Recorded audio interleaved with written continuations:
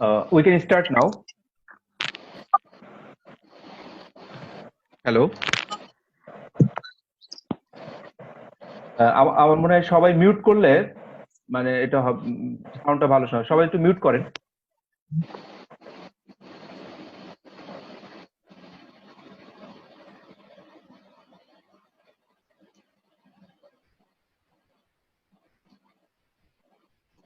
Okay. Assalamu alaikum. Welcome to our presentation on approach to management of headache. I am Dr. Mohammad Rokunuzzaman, consultant neurologist of National Institute of Neuroscience, Dhaka. Welcoming you all to our presentation on headache. Headache is the most common causes of patients seeking medical advice, and it can be classified as either primary headache or secondary headache. Primary headaches are those headaches there is no external causes there. There's some intrinsic mechanism which can explain the headache, but there is no extrinsic cause that can be explained by of this headache. And there's some secondary headache.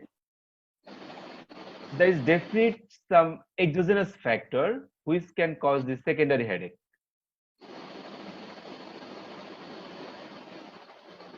What are the primary headache? The most common primary headache is tension type headache. Another second most common is migraine, cluster headache, and other autonomic cephalalgias. Also some other primary headaches like stabbing headache, primary cough headache, sexual headache, and also primary stabbing headache. আমরা সবাই একটু mute করলে ভালো হয়, mute করলে সাউন্ডটা ভালো শোনা যায়। মিউট করলে please mute. Okay. And there are lots of causes of secondary headache, like some vascular cause like subarachnoid hemorrhage. We all know this is the headache which we call as thunderclap headache.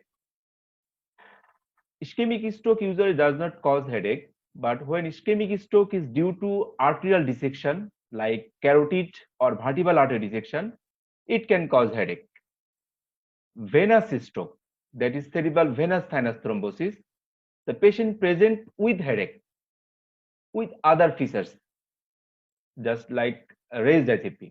This can also cause headache, and these are the most common vascular cause of headache.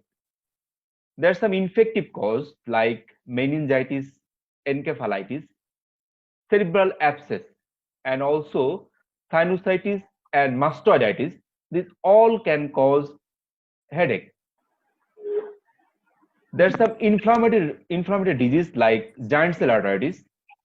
If patient age is more than 50 or 60 years and there is unilateral visual loss and some systemic manifestation like weight loss, headache, low-grade fever, this is a giant cell arteritis. One of the most common ophthalmological cause of headache is acute angle closure glaucoma. In this case, the patient presents with headache with unilateral visual disturbance, red eye, and pupil is dilated here. Headache can be explained by some CSF fluid dynamics alteration, like if CSF pressure is increased, like idiopathic intracranial hypertension, which can cause headache. If the CSF pressure is decreased, in case of like when we draw CSF by lumbar puncture, it can cause headache. There's some space occupying lesions which can cause pressure effect and cause headache. These are the most common secondary cause of headache.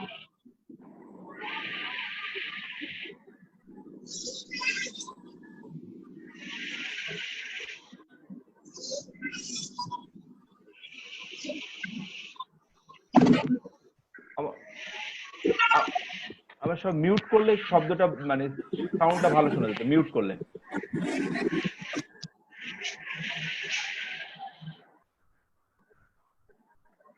and how will you assess the presence of headache? কিভাবে আমরা assessment করব? First of all আমাদের target থাকবে কোনো red flag sign বা symptom আছে কিনা হেডেকে। যদি থাকে তাহলে অবশ্যই পেশেন্টকে আমরা আর্লি ইনভেস্টিগেশন করব। যেমন অর্সেনিক হেডেক উইথ ফিভার, হেডেকের সাথে যদি ফিভার থাকে সেক্ষেত্রে আমরা পেশেন্টকে ইমিডিয়েটলি তাকে ইনভেস্টিগেশন করব। Sudden onset of headache with reaching maximum intensity within 5 minutes it's very important. পেশেন্টের যদি সাডেন অনসেট হেডেক থাকে এবং এটার ম্যাক্সিমাম ইন্টেন্সিটি যদি 5 মিনিটের ভিতরে হয় সেক্ষেত্রে আমাদের চিন্তা করতে হবে আইদার তার subarachnoid haemorrhage or pituitary apoplexy or any kind of like cerebral venous sinus thrombosis. If patients presents with new onsets of neurological deficit, যদি এমন নিয়ে আসে পেশেন্ট তখন আমাদের চিন্তা করতে হবে আইদার তার কোনো ইন্টারক্রিনাল স্পেস অকুপাইং লেশন অথবা intracerebral haemorrhage. New onsets of cognitive dysfunction, change in personality or impaired level of consciousness, এইগুলো নিয়ে আসলে আমাদের চিন্তা করতে হবে তার সেকেন্ডারি অন্য কোনো কজ আছে কিনা, কোনো ফ্রন্টাল লোবে কোনো টিউমার বা অন্য কোনো প্যাথোলজি আছে কিনা সেটা আমাদের চিন্তা করতে হবে। যদি পেশেন্টের রিসেন্ট হেড ট্রমা হিস্ট্রি থাকে উইদিন লাস্ট 3 মান্থস, অনেক সময় দেখা যায় যে পেশেন্টের এই হেড ট্রমার কারণে সাবডুরাল হেমাটোমা থাকে এবং এটা দেখা যায় গ্রাজুয়ালি আস্তে আস্তে বাড়তে থাকে, বা হঠাৎ করে নতুন করে কোনো ট্রমার কারণে প্রিভিয়াস ট্রমার হেড যে সাবডুরাল হেমাটোমা হয়েছে এটা এক্সপানশন হতে পারে। সো এক্ষেত্রে আমাদেরকে ইমার্জেন্সি ভাবে পেশেন্টকে ইনভেস্টিগেট করতে হবে। Some headaches are triggered by cough or Valsalva maneuver, এবং এইগুলো যদি হয় সেক্ষেত্রে আমাদের চিন্তা করতে হবে যে লো সিএসএফ প্রেশার হেডেক কিনা। কফ অর ভলসালভা ম্যানুভারে যদি হেডেক হয় সেক্ষেত্রে লো সিএসএফ প্রেশার আছে কিনা সেটা আমাদের দেখতে হবে। Patients presents headache which is triggered by exercise, এটা আমাদের একটা ইম্পর্টেন্ট ফ্যাক্টর সেকেন্ডারি হেডেককে এক্সক্লুড করার জন্য। যদি পেশেন্টের অর্থোস্ট্যাটিক হেডেক থাকে সেক্ষেত্রে আমাদেরকে অবশ্যই পেশেন্টকে ইনভেস্টিগেট করতে হবে। পেশেন্টের যদি কোনো suggestive symptoms of giant cell arteritis অথবা একটা 60 ইয়ার্স এর পেশেন্টের যদি ফার্স্ট টাইম কোনো হেডেক সাথে ভিজুয়াল ডিস্টারবেন্স নিয়ে আসে আমাদের কাছে, এবং সাথে যদি আমরা পেশেন্টকে কোনো স্কাল্প টেন্ডারনেস যদি পাই বা পেশেন্ট টেম্পোরাল আর্টারি যদি কোনো পালসেশন আমরা না পাই, অথবা পেশেন্টের যদি আমরা ইনভেস্টিগেশন সিআরপি এবং ইএসএটা হাই পাই, সেক্ষেত্রে অবশ্যই আমাদেরকে জয়েন্ট সেল আর্টারিটিসটা এক্সক্লুড করতে হবে। Symptoms and signs of acute narrow angle glaucoma, যেটা আমরা আগে বললাম, যদি পেশেন্ট ভিজুয়াল ডিস্টারবেন্সের সাথে রেড আই থাকে সেক্ষেত্রে আমাদের অ্যাঙ্গেল ক্লোজার গ্লুকোমা কিনা সেটা আমাদের চিন্তা করতে হবে। যদি পেশেন্টের একটা হেডেক একটা নির্দিষ্ট সিভিয়ারিটির বা নির্দিষ্ট প্যাটার্নে এতদিন হইতো, কিন্তু এখন দেখা গেছে তার একটা চেঞ্জ অফ প্যাটার্ন আর সিভিয়ারিটি যদি নিয়ে আসে সেক্ষেত্রে অবশ্যই আমাদেরকে তার অ্যাসেসমেন্ট করতে হবে ভালোভাবে, তার কোনো ইনভেস্টিগেশন করতে হবে অন্য কোনো সেকেন্ডারি কজ আছে কিনা। যে কোনো হেডেক যদি পেশেন্ট ইমিউনো কম্প্রোমাইজ থাকে either HIV, diabetes or any immunosuppressive drugs, সেক্ষেত্রে অবশ্যই আমাদেরকে পেশেন্টকে ভালোভাবে অ্যাসেস করতে হবে এবং ইনভেস্টিগেশন করা প্রয়োজন হবে। আমাদের দেখা যাচ্ছে প্রাইমারি হেডেক ডায়াগনোসিসের জন্য কোনো ইনভেস্টিগেশন দরকার হয় না, আমরা ইনভেস্টিগেশন গুলো করি মেইনলি হচ্ছে সেকেন্ডারি হেডেক গুলোকে এক্সক্লুড করার জন্য, এবং আমরা যে অ্যাসেসমেন্ট গুলো করব প্রথমত এই অ্যাসেসমেন্ট গুলো মেইনলি হচ্ছে সেকেন্ডারি হেডেক গুলো বের করার জন্য। আমরা যদি পেশেন্টের বয়স 20 বছরের কম হয় এবং কোনো একটা চাইল্ডহুড ম্যালিগনেন্সি হিস্ট্রি থাকে অথবা ফ্যামিলি হিস্ট্রি অফ ম্যালিগনেন্সি থাকে সেক্ষেত্রে আমাদেরকে খুব কশাসলি দেখতে হবে পেশেন্টটাকে। যদি পেশেন্টের কোনো আদার বডি সাইডে কোনো ম্যালিগনেন্সি থাকে এবং আমার সাসপেক্ট হতে পারে যদি একটা পেশেন্ট এই ধরনের পেশেন্ট হেডেক নিয়ে আসে তাহলে এটা মেটাস্টেসিস টু ব্রেন কিনা এটা আমাদের সাসপেশন আসবে। যদি পেশেন্টের ভমিটিং থাকে, ভমিটিং যদি থাকে পেশেন্টের কোনো কজ আমি পাচ্ছি না but patient present with vomiting, আমি স্ট্যান্ডার্ড সব ইনভেস্টিগেশন করার পরেও পেশেন্টের কোনো কজ যদি আমরা খুঁজে না পাই সেক্ষেত্রে অবশ্যই আমাদেরকে মানে সেকেন্ডারি কোনো কজ আছে কিনা ব্রেনে সেটা আমাদেরকে এক্সক্লুড করতে হবে। এখন সেকেন্ডারি কজগুলো এক্সক্লুড করার পরে আমাদেরকে সব ধরনের headache specially primary headache patient গুলোকে আমরা বলি একটা হেডেক ডায়েরি মেনটেন করার জন্য, যেটা 8 সপ্তাহ সে হেডেক ডায়েরিটা মেনটেন করবে অ্যাটলিস্ট 8 উইকস, এবং এই হেডেক ডায়েরিতে সে কয়েকটা জিনিস খেয়াল রাখবে। একটা হলো ফ্রিকোয়েন্সি অফ হেডেকটা কেমন, ডিউরেশনটা কেমন, এবং তার সিভিয়ারিটি অফ দ্য হেডেকটা কেমন সেটা আমাদেরকে অবশ্যই উল্লেখ থাকতে হবে হেডেক ডায়েরিতে। কোনো অ্যাসোসিয়েটেড সিমটম আছে কিনা পেশেন্টের, আইদার কোনো ফটোফোবিয়া, ফনোফোবিয়া, নশিয়া, ভমিটিং ইত্যাদি আছে কিনা আমাদেরকে সেখানে ডায়েরিতে উল্লেখ করতে হবে।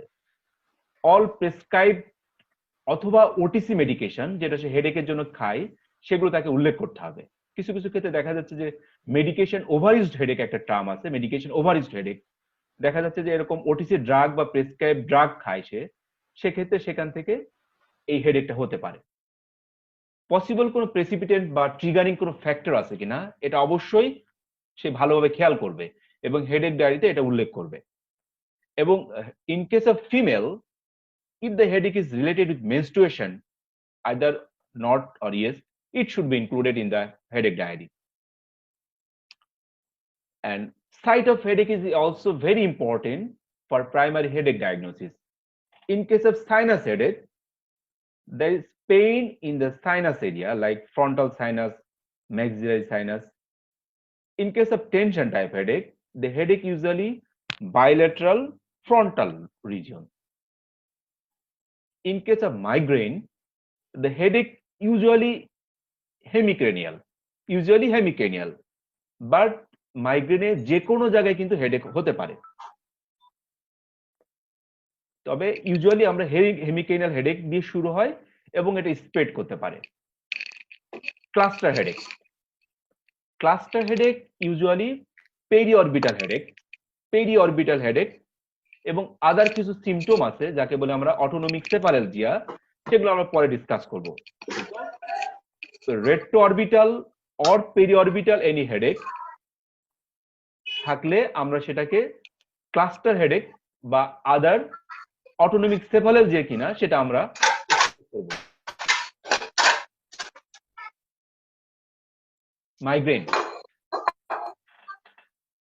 Migraine is the second most common of primary headache, and as a neurologist আমরা সবচেয়ে বেশি এনকাউন্টার করি মাইগ্রেন পেশেন্ট।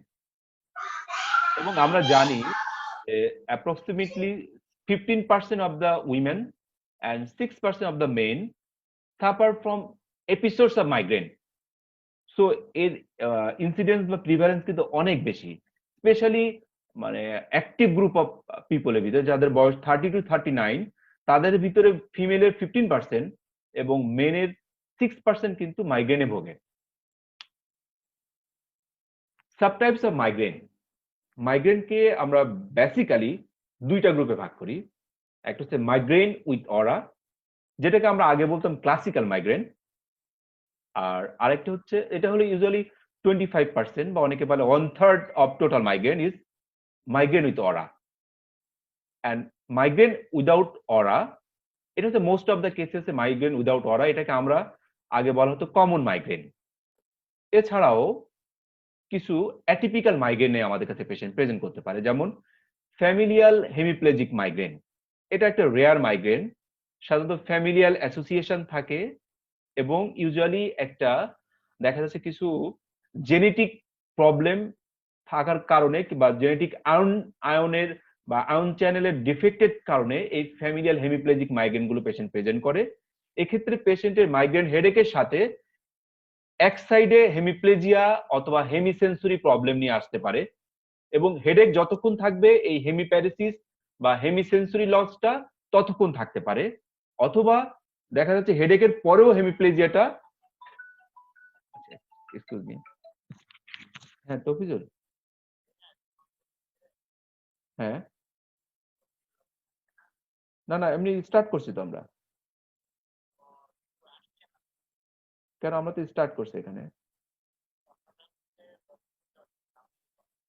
কোন আমরা তো এখানে তো 42 জন থেকে হয়েছে, গ্রুপে দিছি তো, আমি গ্রুপে শেয়ার করছি তো।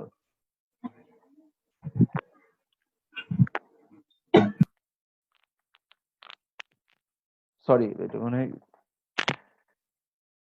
গ্রুপে মানে একটু প্রবলেম হচ্ছে, গ্রুপে মানে শেয়ারিং এর প্রবলেম হচ্ছে, আমি দেখি আরেকবার একটু জাস্ট।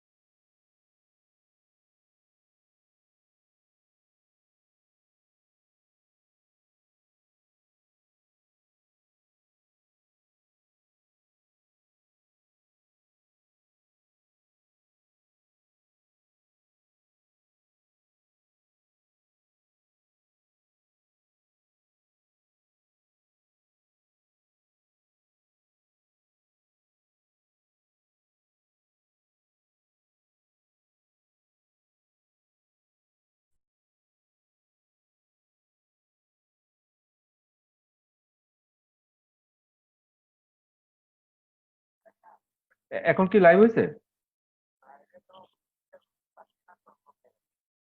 আমি তো করলাম, তো দেখো তো। আচ্ছা, আমি আবার দেখতে যাচ্ছি।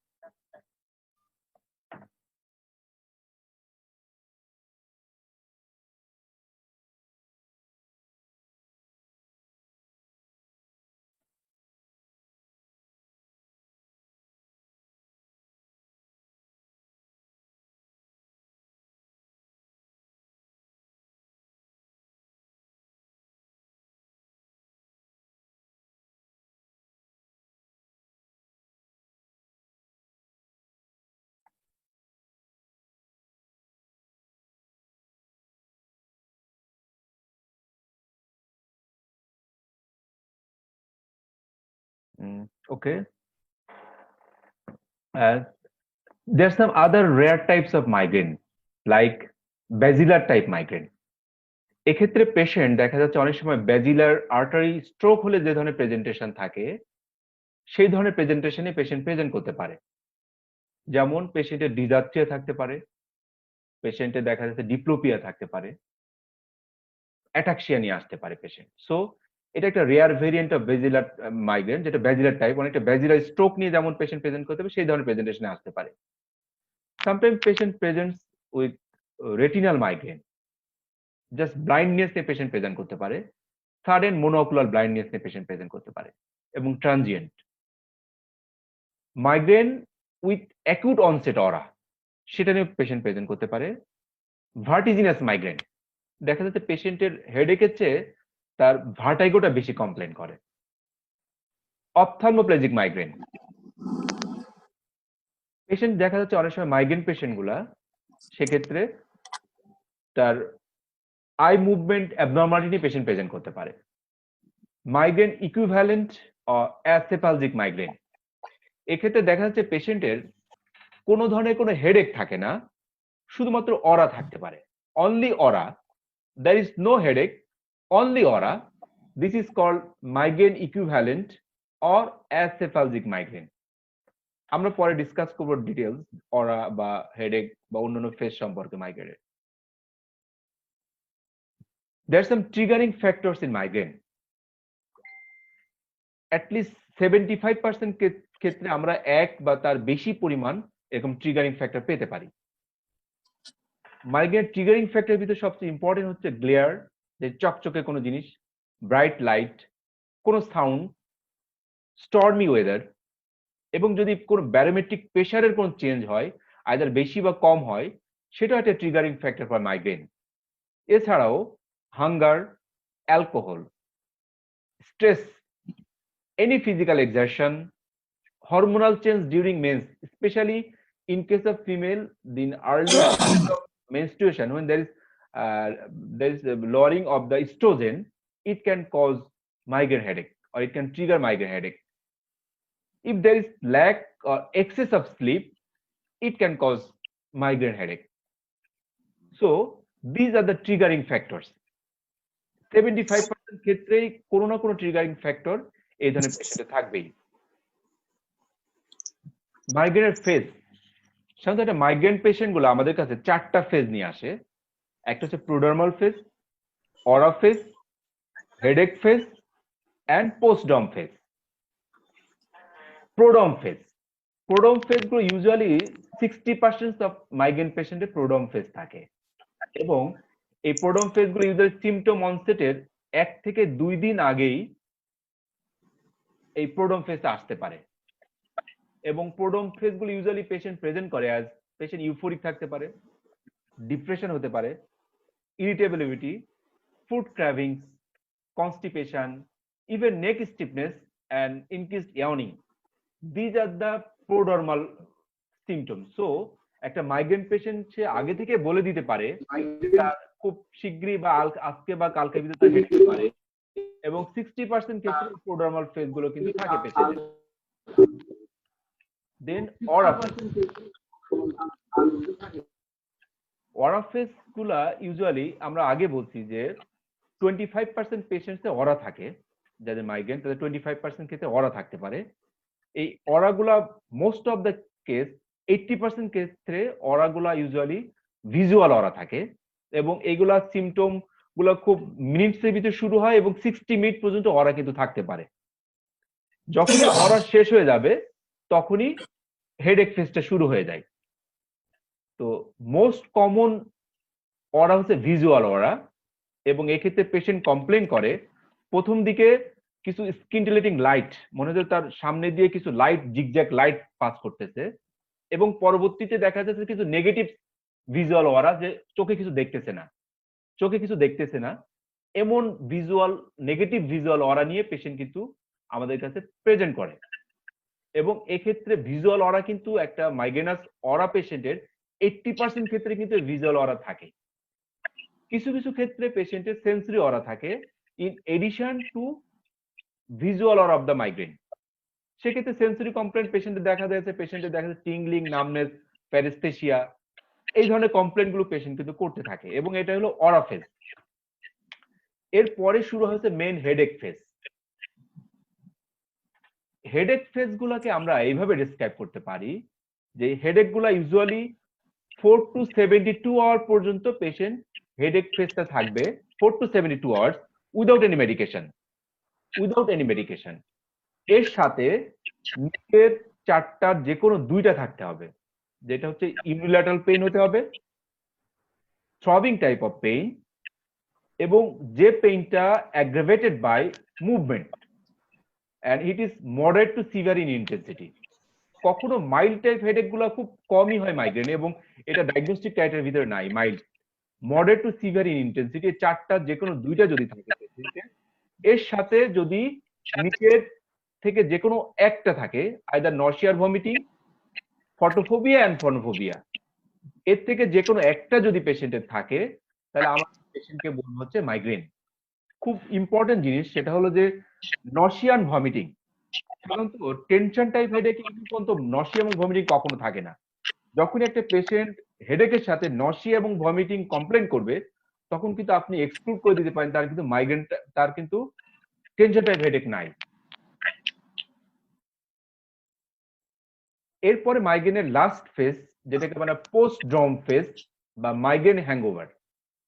এই ক্ষেত্রে পেশেন্টে দেখা যাচ্ছে হেডেক শেষ হওয়ার পরে পেশেন্ট একটা হ্যাংওভার ইফেক্টে থাকে, মনে হয় পেশেন্টকে একটা ফ্যাটিগেবিলিটি, কিছু মাইল্ড কগনিটিভ ডিসফাংশনে পেশেন্ট থাকতে পারে, যে আশেপাশে কিছু নাও চিনতে পারে, অ্যাটিপিক্যাল মুড চেঞ্জ হতে পারে, মুড মানে ইরিটেবল হতে পারে, আবার ডাউন হতে পারে, অ্যাজ এ জেনারেলাইজড উইকনেস নিয়ে পেশেন্ট প্রেজেন্ট করতে পারে। কখনো কখনো পেশেন্ট একটা ডিজি স্পেল বা ডিজিনেস ফিলও করতে পারে, এবং লাইট এবং সাউন্ড হাইপারসেন্সিটিভিটি খুব বেশি থাকে ইন পোস্ট ড্রম কেস, এবং পেশেন্ট অনেক সময় কমপ্লেন করে excessive thirst in post ড্রম case. So this are the migraine hangover complain. তাহলে আমরা দেখলাম যে মাইগ্রেনের টোটাল এই চারটা phase most of the migraine কিন্তু এটা ফলো করে। মাইগ্রেন নিয়ে অনেক হাইপোথিসিস আছে, সেই এনশিয়েন্ট আমল থেকে, সেই 1930 সাল থেকে মাইগ্রেন নিয়ে অনেক হাইপোথিসিস চলতেছে। তো এখনো কোনো ক্লু কিন্তু এক্সাক্ট মেকানিজম কি কারণে মাইগ্রেনটা হচ্ছে এটা কিন্তু এখনো ওইভাবে জানা যায়নি, তবে কিছু সাজেস্টিভ হাইপোথিসিস আছে যেটা মাইগ্রেনকে ব্যাখ্যা করতে পারে। Number 1, disturbance of the cortical and or brainstem excitability. This is the exciting agent. Brainstem অথবা হায়ার ব্রেনে প্রথমে এক্সাইটেবিলিটি থাকবে, then it can cause cortical spreading depression. Cortical spreading depression is caused by this excitability by the way of some ion channel homeostasis difficulty and cerebral blood flow changes like hyperemia followed by oligemia. এটাকে বলি আমরা cortical spreading depression. এটার ফলেই কিন্তু অরা হয় এবং এর ফলে ব্লাড ব্রেন পারমেবিলিটি কিন্তু বেড়ে যায়, এবং এই কর্টিক্যাল স্প্রেডিং ডিপ্রেশন যেটা হাইপারেমিয়া ফলোড বাই অলিগেমিয়ার কারণে ভিজুয়াল, সেন্সরি বা কগনিটিভ অরাগুলো কিন্তু হয়। এই কর্টিক্যাল স্প্রেডিং ডিপ্রেশনের ফলে এটা পেইন রিসেপ্টরকে অ্যাক্টিভেট করে, পেইন রিসেপ্টর গুলোকে অ্যাক্টিভেট করে, ট্রাইজেমিনাল নার্ভে যে পেইন রিসেপ্টর গুলো আছে, নসিসেপ্টর, পেইন রিসেপ্টর, সেগুলোকে এই কর্টিক্যাল স্প্রেডিং ডিপ্রেশনটা এই ট্রাইজেমিনাল নার্ভে পেইন রিসেপ্টরকে অ্যাক্টিভেট করে, এবং সেখান থেকে কিছু ভেজো অ্যাক্টিভ অ্যামাইন তৈরি হয়। ভেজো অ্যাক্টিভ অ্যামাইন যেমন ক্যালসিটোলিন রিলেটেড কিছু পেপটাইড, নিউরোকাইনাইন্স, সাবস্টেন্স পি, এইগুলো সবগুলোই কিন্তু নিউরোজেনিক একটা স্টেরাইল ইনফ্লামেশন করে, এবং যেটা সব ভেজোডাইলেশন করে, এবং এই ভেজোডাইলেটেশনই কিন্তু পেইনের জন্য দায়ী। এই ভেজোডাইলেটেশনটাই পেইন করে। আবার এই সমস্ত নিউরোপেপটাইড গুলা আবার ব্রেইন স্টেমে যে ট্রাইজেমিনাল নার্ভের নিউক্লিয়াসটা আছে, ট্রাইজেমিনাল নিউক্লিয়াস কর্ডালিস, সেটাকে আবার সে অ্যাক্টিভেট করে, এবং সেখান থেকে থ্যালামাসের মাধ্যমে হায়ার সেন্টারে কিন্তু এই পেইন পাথওয়েটা চলে যায়, এবং দেখা যাচ্ছে এটা ভিসিএস সার্কেলের মতো, এটা আরো অনেক নিউরনকে আরো অ্যাক্টিভেট করতে থাকে, এবং এইভাবে কিন্তু পেশেন্টের হেডেকটা বাড়তেই থাকে। এবং যখনই এই ব্রেন স্টেমের নিউক্লিয়াসেরটা অ্যাক্টিভেটেড হয়, তখনই কিছু সেন্সিটিভিটি ডেভেলপ করে পেশেন্ট, যেমন ফটো আর ফোনোফোবিয়া, কিউটেনিয়াস অ্যালোডাইনিয়া, নর্সিয়া এবং ভার্টাইগো। এগুলো কিন্তু শুধুমাত্র ব্রেন স্টেমে যখন ট্রাইজেমিনাল নিউক্লিয়াস কর্ডালিসটা অ্যাক্টিভেটেড হয়, তখন কিন্তু এই ধরনের ফিচারগুলো চলে আসে। So these are the most updated hypothesis of migraine.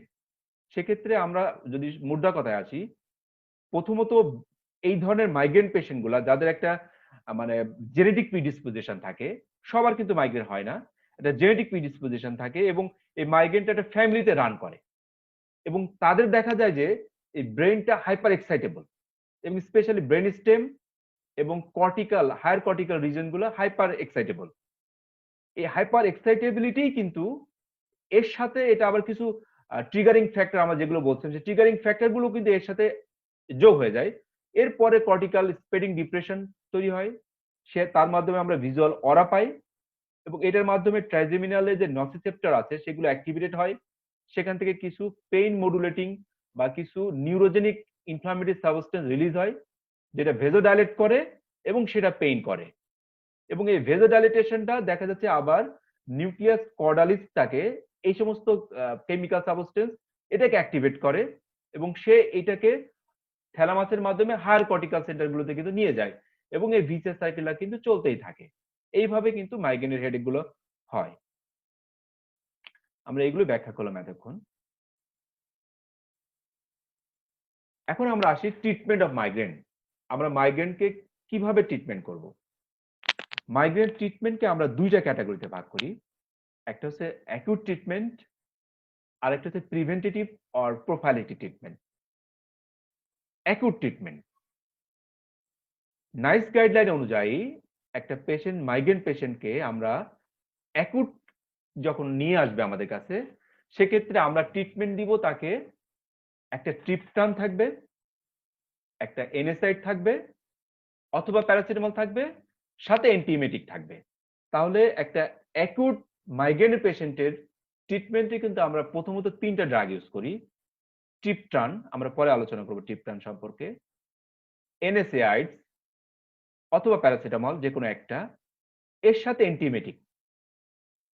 কোনো পেশেন্ট যদি দেখা যাচ্ছে যে না, সে অত ড্রাগ পছন্দ করে না, সেক্ষেত্রে আমরা যে কোনো একটা ড্রাগ কিন্তু চয়েস করতে পারি, আইদার ট্রিপটান, এনএসআইড অথবা প্যারাসিটামল, এর সাথে আমরা অ্যান্টিএমেটিক অ্যাড করতে পারি।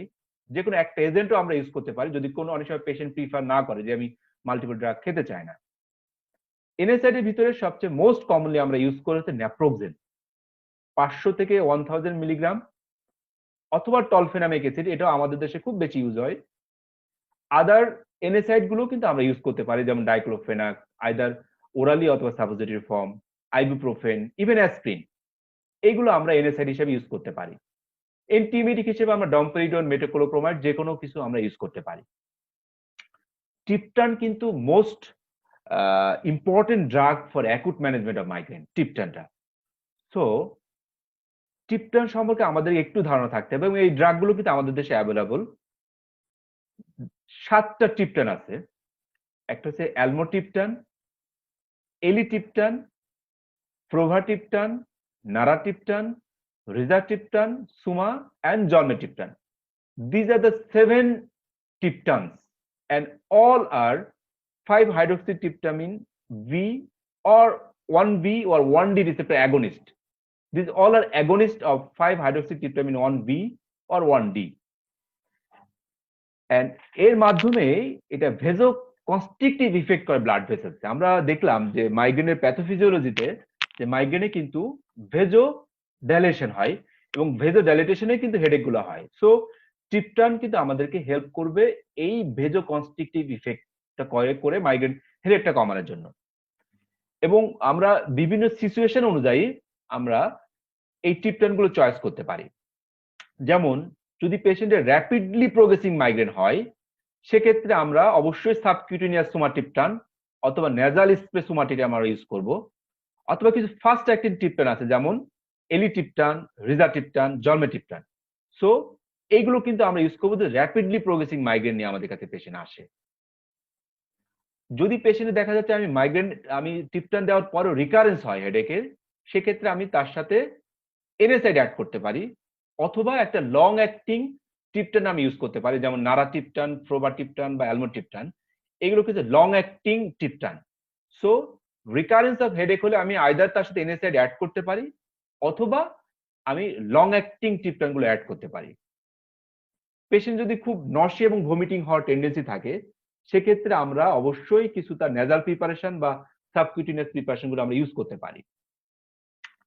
যদি পেশেন্টে দেখি আমি ট্রিপটানে তেমন কোনো রেসপন্স হচ্ছে না সেক্ষেত্রে অবশ্যই আমাকে তাকে পেশেন্টের প্রিভেন্টেটিভ বা প্রোফাইলেক্টিক থেরাপিতে চলে যেতে হবে, অথবা আমরা হায়ার ডোজে চলে যেতে পারি, অথবা আমি ফর্মুলেশন চেঞ্জ করতে পারি, অথবা দেখা যাচ্ছে আমি অন্য একটা ট্রিপটান আমি ইউজ করতে পারি।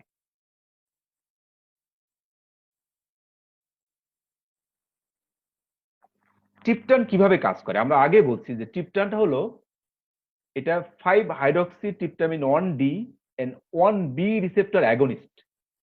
এই 5-hydroxytryptamine 1D এবং 1F এটা কিন্তু বিভিন্ন নিউরো ভেজো অ্যাক্টিভ যে সমস্ত ভেজো অ্যাক্টিভ নিউরো পেপটাইড আছে তাদেরকে ইনহিবিট করে। সো আমি যদি ট্রিপটান দিই এগুলো অ্যাগনিস্ট হিসেবে কাজ করে তখন এই ইনহিবিশনটা কিন্তু আরো বাড়বে। সো এই ধরনের কেমিক্যাল সাবস্টেন্স গুলো যেমন সাবস্টেন্স পি, নিউরোকাইনিন, এইগুলো কিন্তু সহজে রিলিজ হবে না। সো এইভাবে কিন্তু ট্রিপটান আমাদেরকে হেল্প করবে। এবং এটা 5-hydroxy 1B কিন্তু ভেজো কনস্ট্রিক্টর ইফেক্ট আছে, যে আমি ট্রিপটান যদি ইউজ করি তাহলে এটাকে ভেজো কনস্ট্রিক্ট করবে। সো এই দুই উপায়ে কিন্তু ট্রিপটান আমাদেরকে কাজ করবে। কিন্তু একটা পেশেন্টের যখন হেডেক ফেজ শুরু হয়ে যায় তখন কিন্তু এই ট্রিপটান গুলো আর কাজ করবে না, কারণ তখন অলরেডি কিন্তু এই সমস্ত কেমিক্যাল সাবস্টেন্স রিলিজ হয়ে গেছে বা ভেজো ডাইলেট হয়ে গেছে। সো আমি যদি ট্রিপটান ইউজ করতে চাই তাহলে সেক্ষেত্রে অবশ্যই পেশেন্টকে আমরা ওরা ফেজেই আমি শুরু করব, হেডেক শুরু হওয়ার আগে আমি ট্রিপটান শুরু করব, নতুবা আমার ট্রিপটান কিন্তু আমার কোনো কাজে আসবে না। সুতরাং আমি যদি একটা পেশেন্টকে মানে আমি ড্রাগ দিলাম, আমি মাইগ্রেন ট্রিটমেন্ট অ্যাকুট ট্রিটমেন্ট দিলাম, ট্রিপটান দিলাম, কিন্তু দেখা যাচ্ছে পেশেন্ট হেডেক শুরু হওয়ার পরে তাহলে দেখবেন যে পেশেন্টের কোনো কিন্তু কাজ করবে না, কারণ এক্ষেত্রে পেশেন্টের ট্রিপটান কিন্তু তার আগেই কাজ করতে হবে। সো অরা ফেজে বা হেডেক ফেজের আগেই কিন্তু পেশেন্টকে ট্রিপটান দিতে হবে, তাহলে কিন্তু পেশেন্টের ট্রিপটান গুলো ভালো কাজ করবে। And now prophylactic management. Prophylactic management আমরা কখন দিব পেশেন্টকে? সাধারণত একটা পেশেন্টের যদি 1 মাসে 4 বার বা তার বেশি বার যদি পেশেন্টের মাইগ্রেন অ্যাটাক হয়, অথবা একটা পেশেন্টের কম মাইগ্রেন অ্যাটাক 1 বার বা 2 বার কিন্তু খুব ডিভিলেটিং, খুব মানে খুব অ্যাকিউট অ্যাটাক এবং খুব খারাপ অবস্থা হয়ে যায়, সেক্ষেত্রে আমরা 4 বার কিন্তু ওয়েট করবো না, সেক্ষেত্রে 1 বার বা 2 বার হলেই কিন্তু আমরা তার প্রোফাইলেটিক ট্রিটমেন্ট শুরু করে দিব।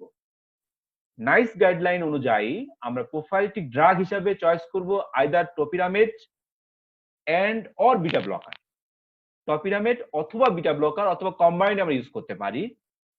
যদি অ্যাকর্ডিং টু পেশেন্টের কোনো কন্ট্রাইন্ডিকেটিং কোনো ফ্যাক্টর আছে কিনা সেটা আমরা দেখে যে কোনো একটা আমরা চয়েস বা বোথ আমরা চয়েস করতে পারি। যদি দেখা যায় যে এটা কোনোভাবে আমরা দিতে পারতেছি না, কন্ট্রাইন্ডিকেটেড দুইটাই অথবা ইনইফেক্টিভ, সেক্ষেত্রে আকুপাঞ্চার যেটা চাইনিজ একটা ট্রিটমেন্ট মডালিটি সেটা ইউজ করা যেতে পারে, গাবাপেন্টিন ইউজ করা যেতে পারে, বোটুলিনাম টক্সিন ইউজ করা যেতে পারে, ইভেন রিবোফ্লাভিন, এটা ভিটামিন, এটাও কিন্তু মাইগ্রেনে কাজ করে। সো এটা আমরা ইউজ করতে পারি। এই নাইস গাইডলাইন হওয়ার আগে, গাইডলাইন হওয়ার পরে দেখা গেছে যে স্টাডিতে যে গাবাপেন্টিন আসলে তেমন কোনো ইফেক্ট নাই মাইগ্রেন। এই কারণে বর্তমানে গাবাপেন্টিনকে প্রোফাইলিক ট্রিটমেন্ট থেকে সরিয়ে দেওয়া হয়েছে। ইভেন নাইস গাইডলাইন দেখছে যে বিভিন্ন এভিডেন্স বেসড যে অ্যামিট্রিপটালিন এবং পিজোটিফেন, যেটা খুব কমনলি ইউজ করা হয় মাইগ্রেনে, অ্যামিট্রিপটালিন এবং পিজোটিফেন, যেটা আগে পিজোটিফেন খুব বেশি ইউজ করা হতো, এইগুলো দেখা যাচ্ছে তেমন কোনো মানে ভালো ইফেক্ট মাইগ্রেন এদের নাই। সুতরাং আমরা চেষ্টা করব এই ড্রাগ গুলো অ্যাভয়েড করার জন্য। তবে অ্যামিট্রিপটালিন গুলো আমরা দিতে পারি পেশেন্টের যদি স্লিপ ডিস্টারবেন্স থাকে বা অ্যাসোসিয়েটেড ডিপ্রেশন থাকে বা অ্যাংজাইটি থাকে, সেক্ষেত্রে আমরা amitriptyline add on therapy use করতে পারি, বাট কখনো মোনোথেরাপি হিসাবে ইন কেস অফ মাইগ্রেন হেডেকে আমরা অ্যামিট্রিপটালিন ইউজ করব না। অথবা একটা মাইগ্রেন হেডেকের পেশেন্টের সাথে যদি অ্যাসোসিয়েটেড টেনশন টাইপ হেডেক থাকে, সেক্ষেত্রে আমরা তার সাথে অ্যামিট্রিপটালিন কিন্তু অ্যাড করতে পারি, বাট পিজোটিফেন কিন্তু এখন ইউজ করা হয় না। তবে ট্রিটমেন্ট দেওয়ার আগে আমাদের কয়েকটা জিনিস খেয়াল রাখতে হবে, সেটা হলো টপিরামেট, ফ্লুনেরাজিন এবং বিটা ব্লকার, এগুলো কিন্তু পেশেন্টের যদি আগে থেকে ডিপ্রেশন থাকে এটা এক্সাজারেট করতে পারে। বিটা ব্লকার, পিজোটিফেন, ফ্লুনেরাজিন, ভ্যালপ্রোয়েট এবং আদার অ্যান্টিডিপ্রেসেন্টস, এগুলো কিন্তু সব ওয়েট গেইন করতে পারে। সো যদি একটা পেশেন্টের মানে ওবেস থাকে পেশেন্ট, তাহলে আমরা চেষ্টা করব এই ধরনের ড্রাগ গুলো আমরা ইউজ না করার জন্য। অ্যাজমা পেশেন্ট গুলোকে আমরা বিটা ব্লকার দিব না, সেক্ষেত্রে আমরা বিটা ব্লকারের পরিবর্তে ক্যান্ডিসাটান, এটা হলো একটা এসএআরবি, সেটাকে আমরা ইউজ করতে পারি। এবং দেখা গেছে স্টাডিতে যে এই ক্যান্ডিসাটানের ইফিকেসি অনেকটাই প্রোপানলের মতো, বিটা ব্লকারের মতো। টিসিএটা আমরা আগে বলছিলাম যে সাধারণত যদি স্লিপ ডিস্টারবেন্স থাকে তাহলে সেক্ষেত্রে আমরা অ্যামিট্রিপটালিন ইউজ করতে পারি। আমরা মাইগ্রেন ট্রিটমেন্ট কিভাবে শুরু করতে পারি? রুল অফ থাম কি এখানে?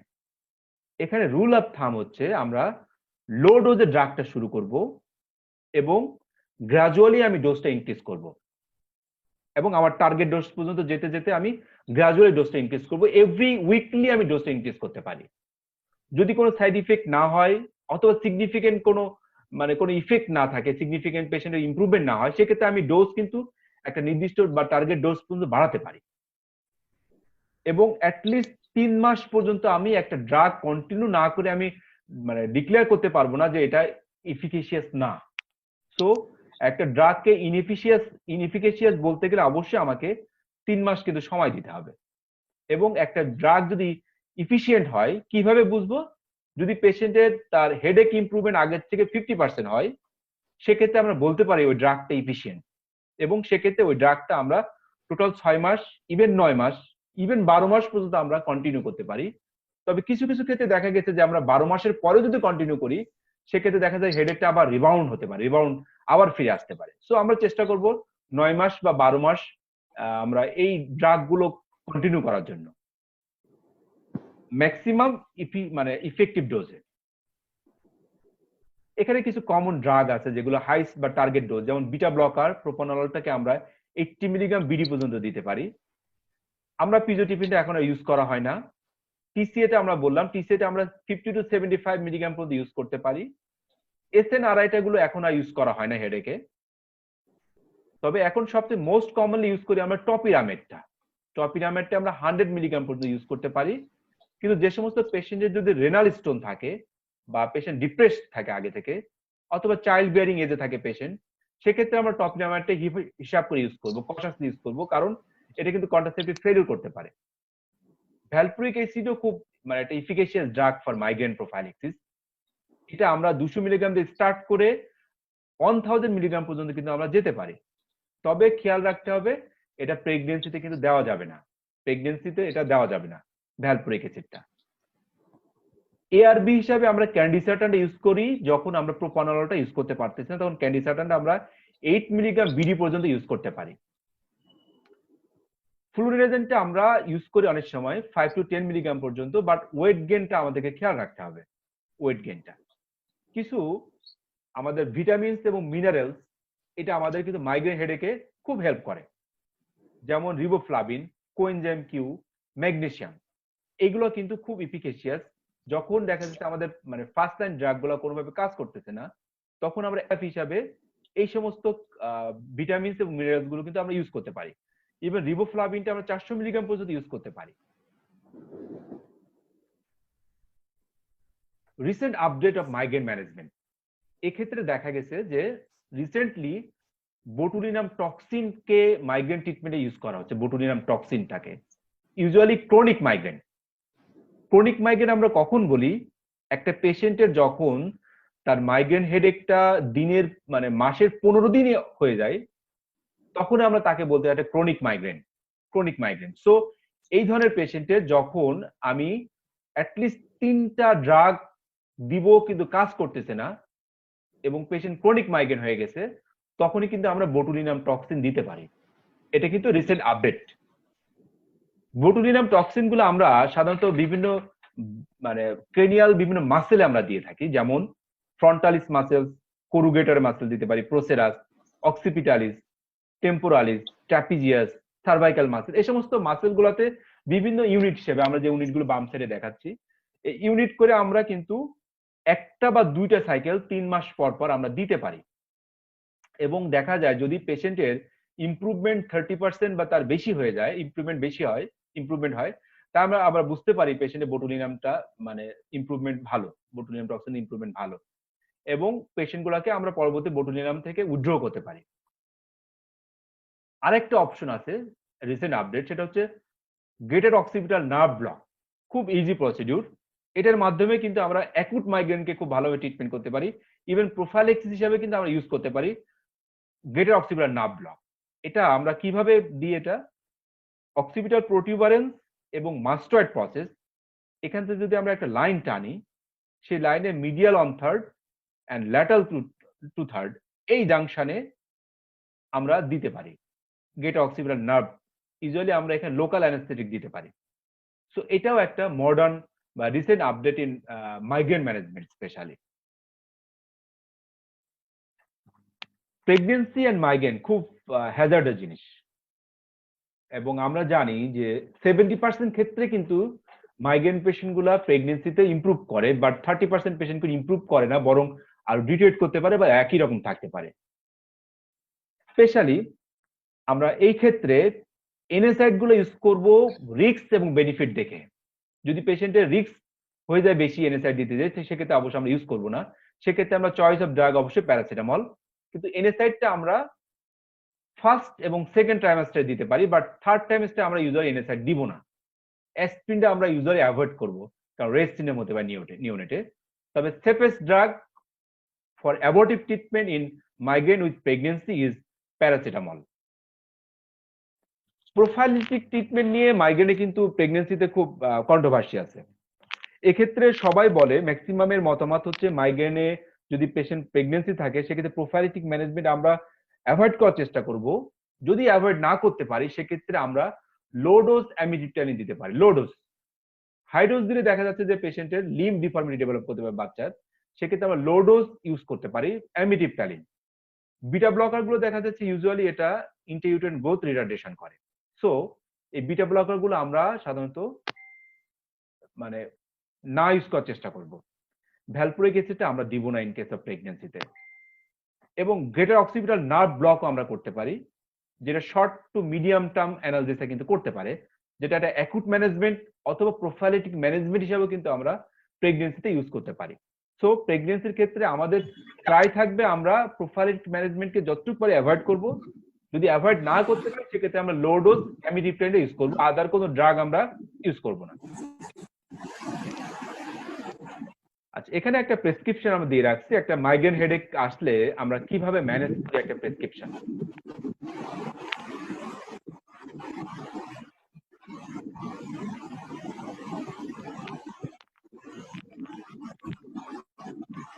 আচ্ছা, এতক্ষণ আমরা মাইগ্রেন নিয়ে কথা বললাম, আমার মনে হয় সবাই বুঝতে পারছে। আমরা কি প্রসিড করব?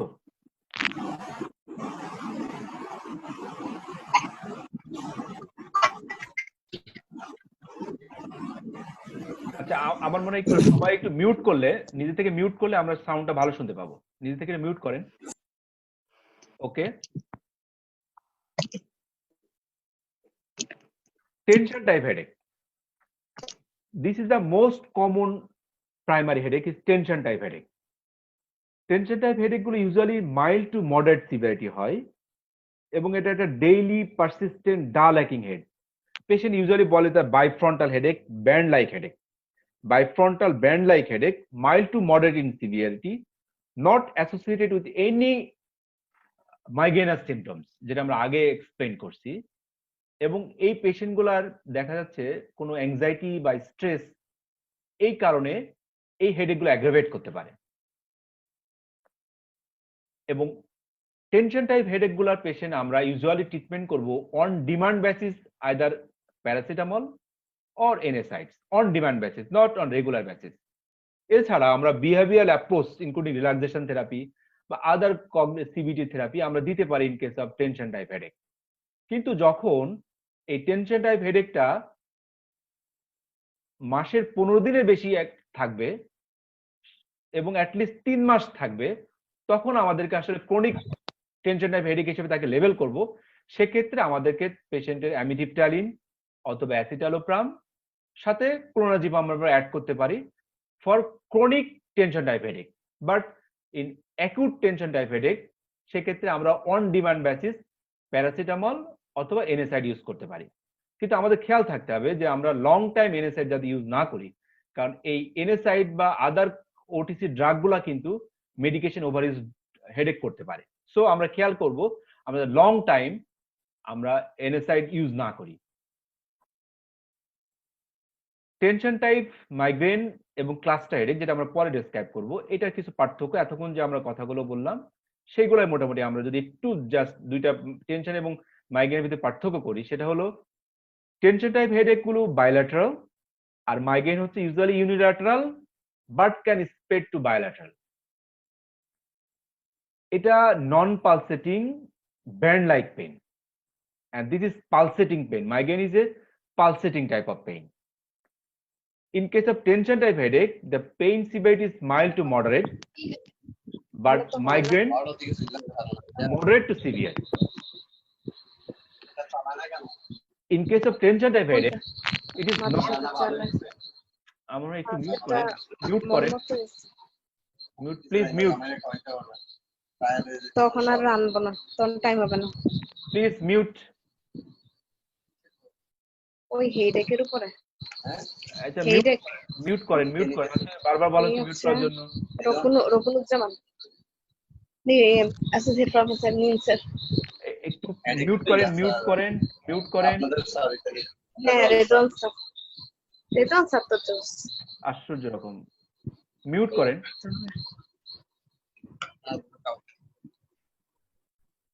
আচ্ছা, duration of headache গুলো in case of tension type headache, it is 30 minutes to continuous. পুরাটা পড়েন, পরে আমরা ভাগ করে নিব। 34 পেজ প্লিজ। মানে গাইডলাইন, ন্যাশনাল গাইডলাইন, ওই maternal of child health, covid management. আপুরে স্পেশাল থ্যাঙ্কস দাও, আমাদের পক্ষ থেকে প্রোগ্রাম হইলো কি ব্যাপার আছে আমার কামাই এর হার্ট রেট দেখছো হাত দিয়ে দিলো কি সে জায়গায় আমি ওর সারার সাথে থাইকা দেখে বাদের টার্ম শিখছো। এই চাঁদপুরের মানুষ এই বরিশাল ল্যাঙ্গুয়েজে কথা বলবো না, জায়গায় আপনি মিউট করেন প্লিজ। বাচ্চারা কিভাবে তুমি এইটা ইউজ করতে পারো ওদের জায়গায়? ওর সামনে এগুলো বললো না, পরে না না ও পরে ইউজ করে এটা, ও সব রিপিটেশন করে। ওর সামনে বুঝে শুনতে পারবো। হোস্ট প্লিজ হোস্ট মিউট করে দেন সবাইকে। আচ্ছা মিউট করেন, পার্টিসিপেন্টকে মিউট করতে পারবেন। আমি খাইছি অল্প।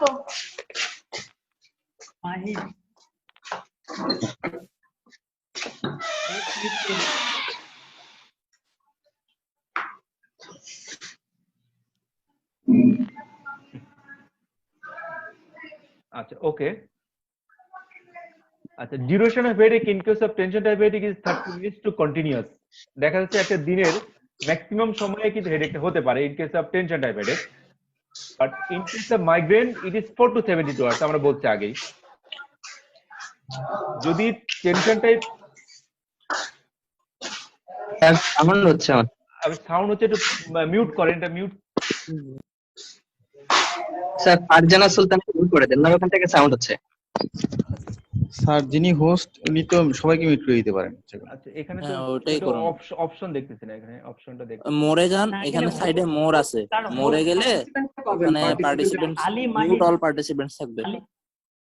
কিন্তু এখানে আলী আমি মাহিদ অপশন হোস্ট। মানে এখানে আমি কোনো অপশন দেখতেছি না মিউট অল পার্টিসিপেন্ট। স্যার এখানে আলী মাহিদ যে হোস্ট আছে উনি হ্যাঁ হ্যাঁ পারবে, স্যার। হ্যাঁ সবাইকে আচ্ছা আমি তার এ থেকেই করতেছি আর কি, কিন্তু ওখানে আমি দেখতেছি না কোনো মানে মিউটের অপশন দেখতেছি না এখানে, মানে হোস্ট বা এ থেকে কোনো মিউটের কোনো এখানে অপশন দেখতেছি না। পার্টিসিপেন্ট কোন অপশন দেখতে পাচ্ছেন? না পার্টিসিপেন্ট অপশন দেখতে পাচ্ছি। পার্টিসিপেন্টের দেখেন। ওখানে ক্লিক করেন, ওখানে ক্লিক করলে মিউট অল অপশন আসবে। আচ্ছা মিউট অল, ঠিক আছে, ওকে ওকে ওকে স্যার হয়েছে। আচ্ছা can you hear me now? জি স্যার। Yes sir. Okay. আচ্ছা in case of tension type headache, when the frequency is less than 15 days a month, তখন তাকে বলি আমরা এপিসোডিক টেনশন টাইপ হেডেক, যেটা আমরা আগে বললাম। এবং এক্ষেত্রে শুধুমাত্র আমরা অন ডিমান্ড বেসিসে কিন্তু ট্রিটমেন্ট দিব, এনএসআইডস অথবা নাপা প্যারাসিটামল। কিন্তু যখন more than 15 days a month for more than 3 months হবে, তখন সেটাকে আমরা বলি ক্রনিক টেনশন টাইপ হেডেক। এটা ঠিক একই রকম মাইগ্রেনের ক্ষেত্রেও কিন্তু প্রযোজ্য। আচ্ছা, মেডিকেশন ওভারইউজ হেডেক, আমি একটা কথা বলছিলাম যে এর আগেই, যে একটা পেশেন্ট দেখা যাচ্ছে আগে থেকে একটা প্রাইমারি হেডেক আছে, আইদার তার কোনো টেনশন টাইপ হেডেক অথবা মাইগ্রেন হেডেক, হঠাৎ করে দেখা গেল তার পেইনটা আরো খারাপ হচ্ছে, অথবা একটা নতুন প্যাটার্নের হেডেক হচ্ছে। তখন আমি চিন্তা করতে পারি মেডিকেশন ওভারইউজ হেডেক কিনা।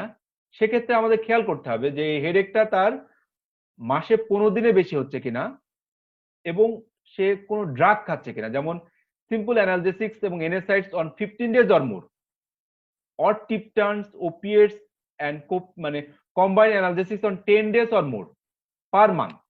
মাসে যদি একটা পেশেন্ট এনএসআইড 15 দিনের বেশি অথবা টিপটানের সাথে আদার অ্যানালজেসিক্স 10 দিনের বেশি খায়, 3 মাসের বেশি, তখন আমি চিন্তা করব যে এটা আসলে মেডিকেশন ওভারইউজ হেডেক। তাহলে একটা পেশেন্টের মাইগ্রেন আছে বা টেনশন টাইপ হেডেক আছে, সে পেইন কিলার খেয়ে যাচ্ছে, দেখা যাচ্ছে পেশেন্টের মাসের ভিতরে 15 দিনের বেশি, এবং এটা 3 মাসের বেশি যাবত খাচ্ছে, এবং তার হেডেককেও দেখা যাচ্ছে যে তার আগে যে হেডেকের প্যাটার্নটা ছিল এখন চেঞ্জ হয়ে গেছে। তখন আমি চিন্তা করব এটা আসলে তার মেডিকেশন ওভারইউজ হেডেক। সেক্ষেত্রে আমি চেষ্টা করব পেশেন্টের মেডিকেশন গুলো আস্তে আস্তে, মানে তার এনএসআইড গুলো আস্তে আস্তে উইথড্র করার। একবারে উইথড্র করব না, আমি আস্তে আস্তে উইথড্র করব। এবং এক্ষেত্রে অবশ্যই আমাকে পেশেন্টের প্রিভেন্টিভ মেজারটা, মাইগ্রেন যদি হয় পেশেন্টের, মেজারটা ভালোভাবে নিতে হবে। যে আগে যে ড্রাগগুলো পাচ্ছে ডোজটা হয়তো বাড়াতে হবে, অথবা আদার ফর্মুলেশন অথবা অ্যাড করতে হবে। সো আমাদের কিন্তু এই মেডিকেশন ওভারইউজ হেডেক কিন্তু আমরা অনেক বেশি পাই, এবং আপনি এই ধরনের পেশেন্ট আসবে, আপনি আবারও তাকে এনএসআইড দিবেন, পেশেন্ট হেডেকটা আরো বাড়তে থাকবে। সো এটা কিন্তু খুব common type headache, medication overuse headache, এবং এটা খেয়াল রাখতে হবে আপনাকে।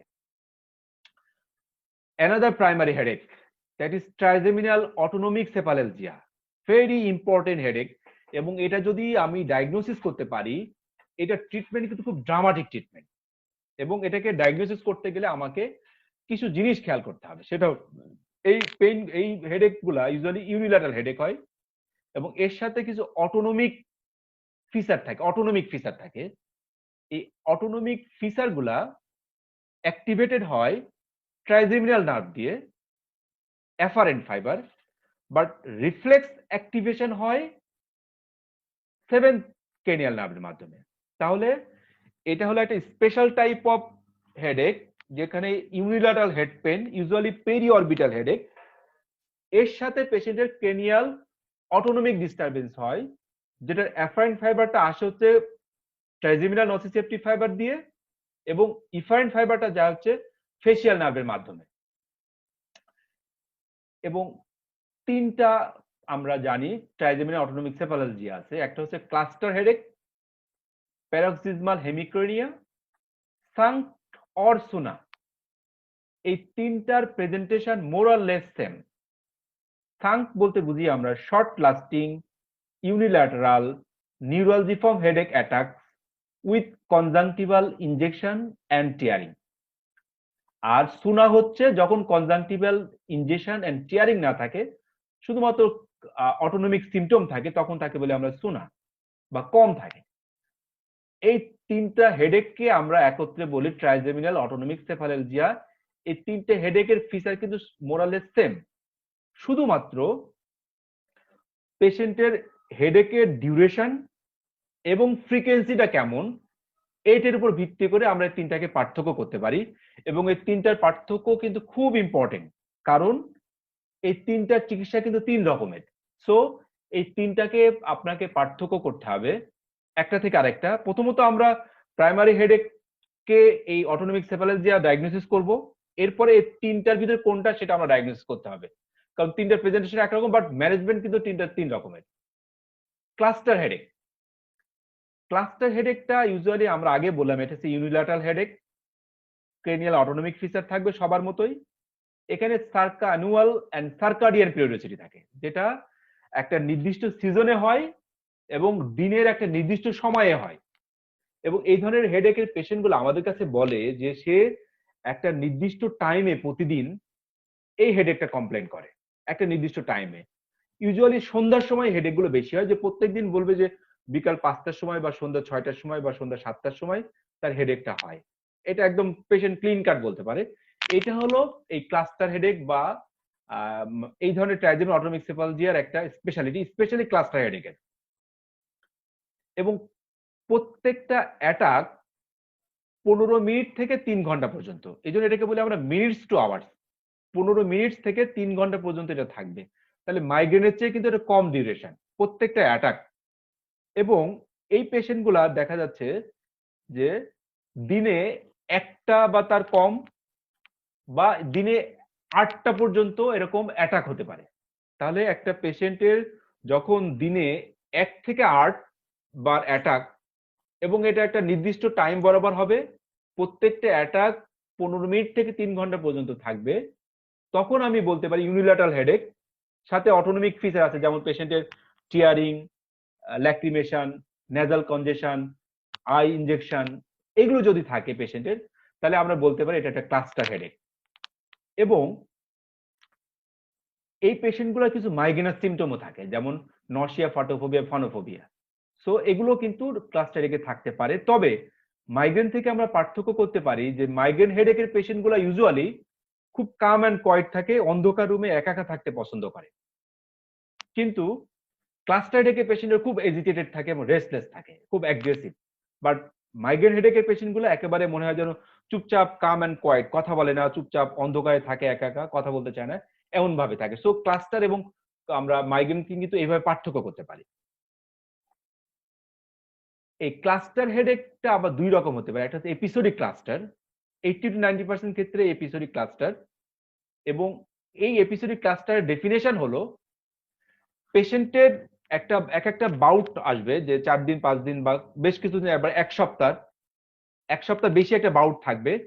এবং এই বাউটটার পরে রেমিশনটা থাকবে, যেটা 1 মাসে বেশি রেমিশন থাকবে। যখনই একটা পেশেন্টের এরকম ক্লাস্টার হেডেক এবং একটা এপিসোডের মাঝখানে গ্যাপ 1 মাসে বেশি হয়ে যাবে, তখন তাকে বলি আমরা এপিসোডিক ক্লাস্টার। কিন্তু যখন ক্লাস্টার হেডেকে যখন এই রেমিশন পিরিয়ডটা 1 মাসের কম, অথবা পেশেন্টের প্রত্যেক দিনই রেগুলারই সারা বছর রাউন্ড দ্য ইয়ারই এই ধরনের ক্লাস্টার হেডেক হয়ে যায়, তখন তাকে আমরা বলি ক্রনিক ক্লাস্টার। এবং এই ক্লাস্টার হেডেক বা ট্রাইজেমিনাল অটোনমিক সেফালজিয়া যে কোনো একটা কেসের কিছু থাকুক না কেন, এই পেশেন্ট গুলো যখন আসে তখন আমরা তার আন্ডারলাইন কোনো কজ আছে কিনা, সেকেন্ডারি কজ আছে কিনা, এই জন্য আমরা এমআরআই করতে দিই। অনেক সময় দেখা যায় যে পিরিটারি কোনো প্যাথোলজি থাকলে এই ধরনের প্রেজেন্টেশন নিয়ে আসতে পারে আমাদের কাছে, বা হাইপোথ্যালামাসের যদি কোনো প্যাথোলজি থাকে, সেক্ষেত্রে ঠিক এই সেম সিমটম নিয়ে কিন্তু আমাদের কাছে পেশেন্ট আসতে পারে। ক্লাস্টার হেডেকের বা ট্রাইজেমিনাল অটোনমিক ক্লাস্টার হেডেক বা ট্র্যাক্সের প্যাথোফিজিওলজি মোটামুটি সেম। এটা আমরা জানি, আমরা আগে বলছি যে এটা ট্রাইজেমিনাল ডিস্ট্রিবিউশনের পেইনটা হয়, ইপসিলাটারাল ক্রেনিয়াল অটোনমিক ফিচার থাকে এবং সার্কাডিয়ান পিরিয়ডিসিটি থাকে। তো এইটা হিসাব করে দেখা গেছে যে কেবলমাত্র পোস্টেরিয়র হাইপোথ্যালামাসই কিন্তু এই সবগুলোকে কন্ট্রোল করতে পারে, কারণ এইখানেই সব ধরনের সার্কাডিয়ান পেসমেকার সেলস, সব সেল কিন্তু বা অটোনমিক সেন্টার নসিসিটিভ সেন্টার সব কিন্তু পোস্টার হাইপোথ্যালামাসে থাকে। এবং ফাংশনাল ইমেজিং করে দেখা গেছে যে এই ধরনের ট্রাইজেমিনাল অটোনমিক সেফালালজিয়া বা ক্লাস্টার হেডেক পেশেন্ট গুলার পোস্টার হাইপোথ্যালামাসে একটা অ্যাবনর্মালিটি বা পাওয়া গেছে। সো ধারণা করা হয় যে এই পোস্টার হাইপোথ্যালামাসে অ্যাবনর্মালিটির কারণেই এই ধরনের পেশেন্টের এই ধরনের পেন নিয়ে আমাদের কাছে পেশেন্ট প্রেজেন্ট করে। ট্রিটমেন্ট আমরা কিভাবে করি? কিছু আছে মাইগ্রেনের মতো অ্যাবর্টিভ ট্রিটমেন্ট বা অ্যাকুট ট্রিটমেন্ট। সেক্ষেত্রে মাইগ্রেনের মতো এখানে আমরা ট্রিপটান ইউজ করতে পারি, স্পেশালি সাবকিউটিনিয়াস সুমাট্রিপটান আমরা 6 মিলিগ্রাম ইউজ করব অ্যাজ এ অ্যাবর্টিভ এজেন্ট হিসাবে। অথবা আমরা 100% অক্সিজেন ইউজ করতে পারি 7 থেকে 12 লিটার, স্পেশালি নন রিবেদার মাস্ক দিয়ে 15 থেকে 20 মিনিট। এবং এটা কিন্তু ড্রামাটিক রেসপন্স পাওয়া যায়। যদি আপনার স্কোপ থাকে আপনি 100% অক্সিজেন নন রিবেদার মাস্ক দিয়ে দিতে পারেন, সেক্ষেত্রে 15 থেকে 20 মিনিটের ভিতরে পেশেন্ট কিন্তু ইমপ্রুভ করে। অথবা আমরা ট্রিপটান দিতে পারি, যে কোনো একটা আমরা চয়েস করতে পারি। এই দুটো আমরা মেনলি ইউজ করে থাকি। অথবা অক্ট্রিওটাইড অথবা লিডোকেন স্প্রে, এটাও আমরা ইউজ করতে পারি। সাধারণত এগুলো ইউজ করা কম হয়। প্রিভেন্টিভ ট্রিটমেন্ট, এই ধরনের পেশেন্টের প্রিভেন্টিভ ট্রিটমেন্ট খুব ইম্পর্টেন্ট। সেক্ষেত্রে যদি পেশেন্টের খুব দ্রুত ভালো হতে চায়, শর্ট টার্ম প্রিভেনশন আছে, সেক্ষেত্রে আমি স্টেরয়েড দিতে পারি 2 থেকে 3 সপ্তাহ দিব এবং এর ভিতরে ট্যাপার করে ফেলবো 1 milligram per KG body weight দিয়ে।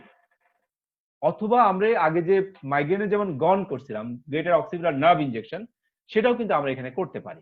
সো প্রিভেন্টিভ ট্রিটমেন্টের শর্ট টার্ম প্রিভেনশন করতে গেলে, যে দ্রুত ভালো হওয়ার জন্য, যে খুব খারাপ সিমটম, খুব বেশি প্রবলেম হচ্ছে পেশেন্টের, সেক্ষেত্রে আমরা এই শর্ট টার্ম প্রিভেনশন হিসাবে দুটো জিনিস ইউজ করতে পারি।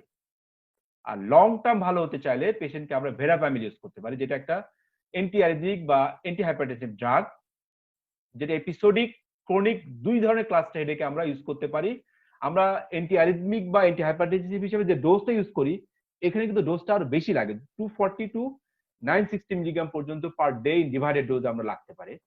এবং অবশ্যই এই ভেরাপ্যামিল ইউজ করার আগে আমাকে বেসলাইন ইসিজি করতে হবে এবং রেগুলার ফলো আপে তাকে একটা ইসিজি করতে হবে, কারণ এগুলো কিন্তু হার্ট ব্লক করতে পারে। সো এই পেশেন্ট গুলোকে কিন্তু আমাদের রেগুলার ফলো আপে 6 মাস পর পর ভেরাপ্যামিলটা আমরা ইউজ যখন করব, তাদেরকে আমরা ইসিজি দিয়ে ফলো আপ করবো। এই ধরনের পেশেন্ট লং টার্ম প্রিভেনশন হিসেবে আমরা লিথিয়াম ইউজ করতে পারি। লিথিয়ামটা আমরা 600 থেকে 1200 মিলিগ্রাম পর্যন্ত ইউজ করতে পারি, কিন্তু অবশ্যই লিথিয়াম কিন্তু টক্সিক ড্রাগ, থেরাপিউটিক রেঞ্জ কিন্তু খুব কম। এজন্য আমরা ব্লাডে লিথিয়াম একটা থেরাপিউটিক রেঞ্জ আমরা ইউজ করব, তারপরে কিন্তু আমরা ইউজ করতে পারি লিথিয়ামটা। তবে খেয়াল রাখতে হবে লিথিয়ামের সাথে আমরা এনএসাইডস, ডায়ুরেটিক্স, কার্বামাজেপিন এগুলো আমরা ইউজ করব না, কারণ এগুলো সাইড ইফেক্ট বেড়ে যাবে।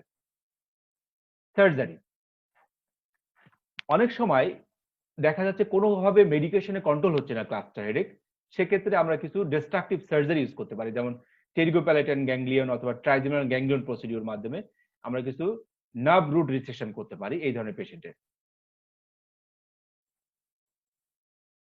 প্যারক্সিজমাল হেমিকিনিয়া, এটা হলো ওয়ান টাইপ অফ আপনার trigeminal autonomic সেফালালজিয়া।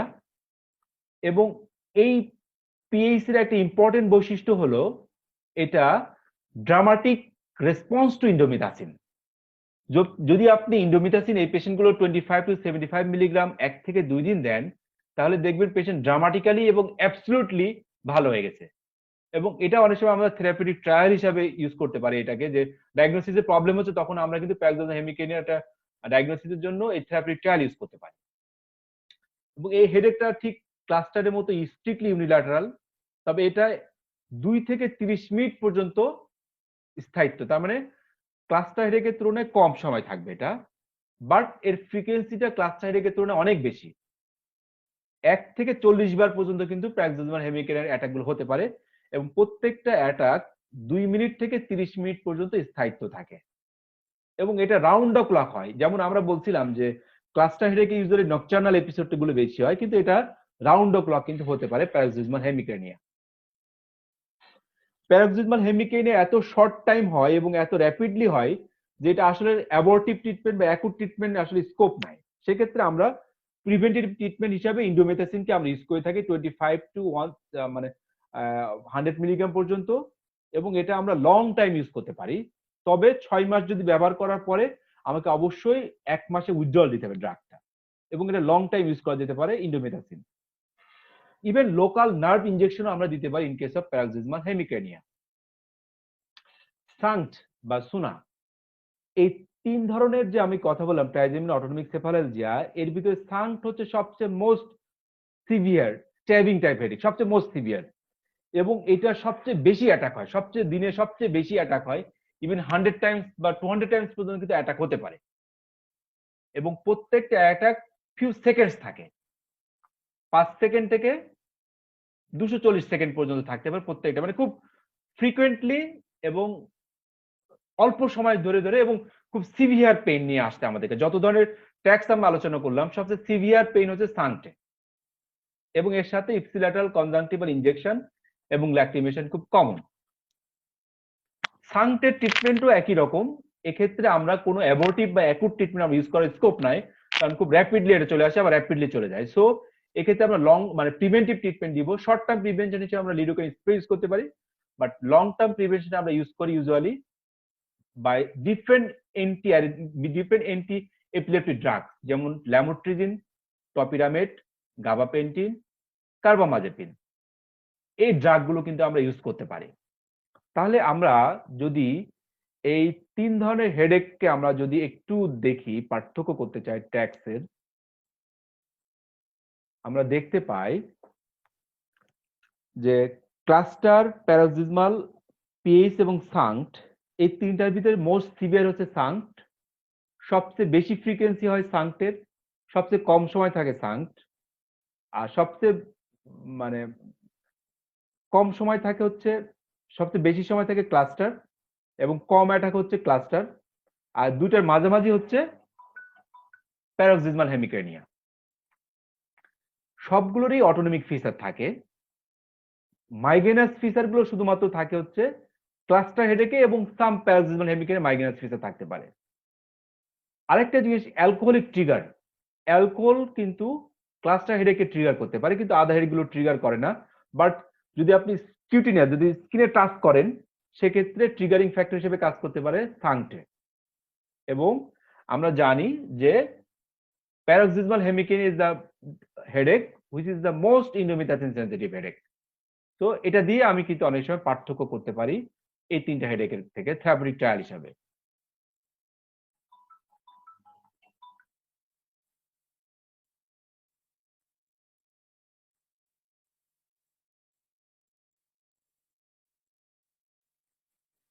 And now trigeminal neuralgia. Trigeminal neuralgia নাম থেকে আমরা বুঝতে পারি যে এটা ট্রাইজেমিনাল নার্ভেরই problem, but the problem is subjective, not objective. যখনই আপনি অবজেক্টিভ কোনো এভিডেন্স পাবেন ট্রাইজেমিনাল নার্ভের, তখনই কিন্তু এটা ট্রাইজেমিনাল নিউরালজিয়া থাকবে না, তখন সেটা বলবে আমরা secondary trigeminal neuralgia. But idiopathic বা প্রাইমারি ট্রাইজেমিনাল নিউরালজিয়া হতে গেলে অবশ্যই পেশেন্টের কোনো অবজেক্টিভ এভিডেন্স আমি পাবো না, শুধু পেশেন্ট সাবজেক্টিভ কমপ্লেন করতে পারে তার ট্রাইজেমিনাল নার্ভ ডিস্ট্রিবিউশনে হেডেক হয়, specially first and second division হতে পারে। ইউজুয়ালি ফার্স্ট এন্ড সেকেন্ড ডিভিশনে পেশেন্টগুলা পেইন নিয়ে আমাদের কাছে কমপ্লেন করে, এবং এই অ্যাটাক গুলা খুব ইলেকট্রিক শক লাইক পেইন, অথবা স্ট্যাবিং, অথবা শার্প লাইক পেইন, এবং এটা সেকেন্ড টু 2 মিনিট পর্যন্ত স্থায়িত্ব থাকে, তারপরে কিন্তু চলে যায়। খুব severe electric shock like pain, shooting pain, এবং যেটা সেকেন্ডস টু 2 মিনিটস পর্যন্ত স্থায়িত্ব থাকে, তখন তাকে বলে আমরা ট্রাইজেমিনাল নিউরালজিয়া।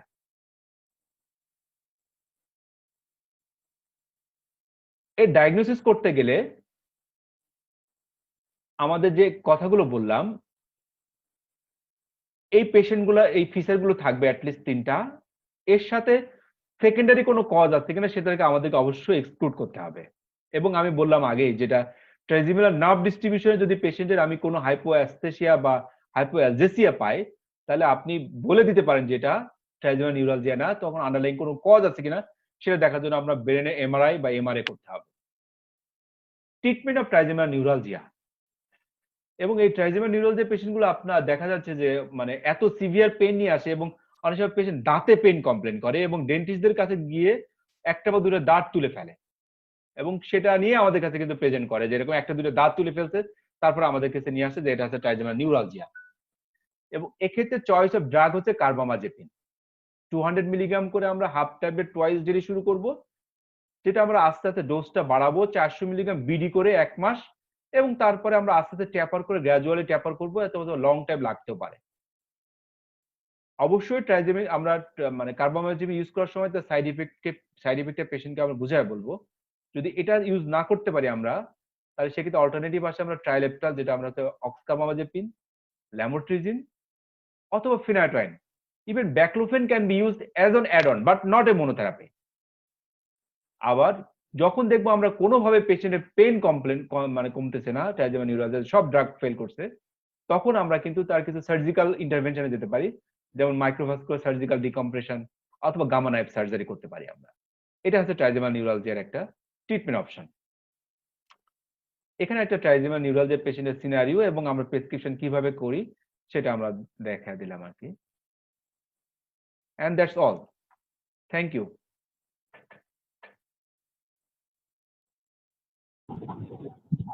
স্যার রেকর্ডিংটা যদি একটু আমাদের ভিডিও পোস্ট করে দিয়ে দিতে তাহলে একটু ভালো হতো স্যার, যেটা একটা জন্য স্যার ভালো শুনতে পারেন। আচ্ছা, হ্যালো। আচ্ছা, আমি এখন সবাইকে আনমিউট করছি। কোনো কোশ্চেন থাকলে এখন কোশ্চেন আসতে পারে। কারো কোনো কোশ্চেন আছে কিনা?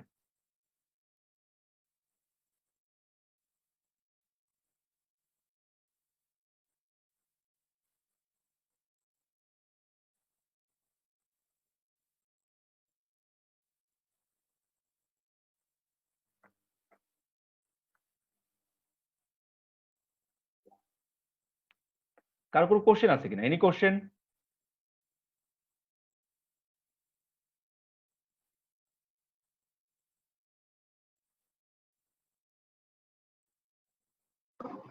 কারো কোনো কোশ্চেন থাকলে আপনারা করতে পারেন।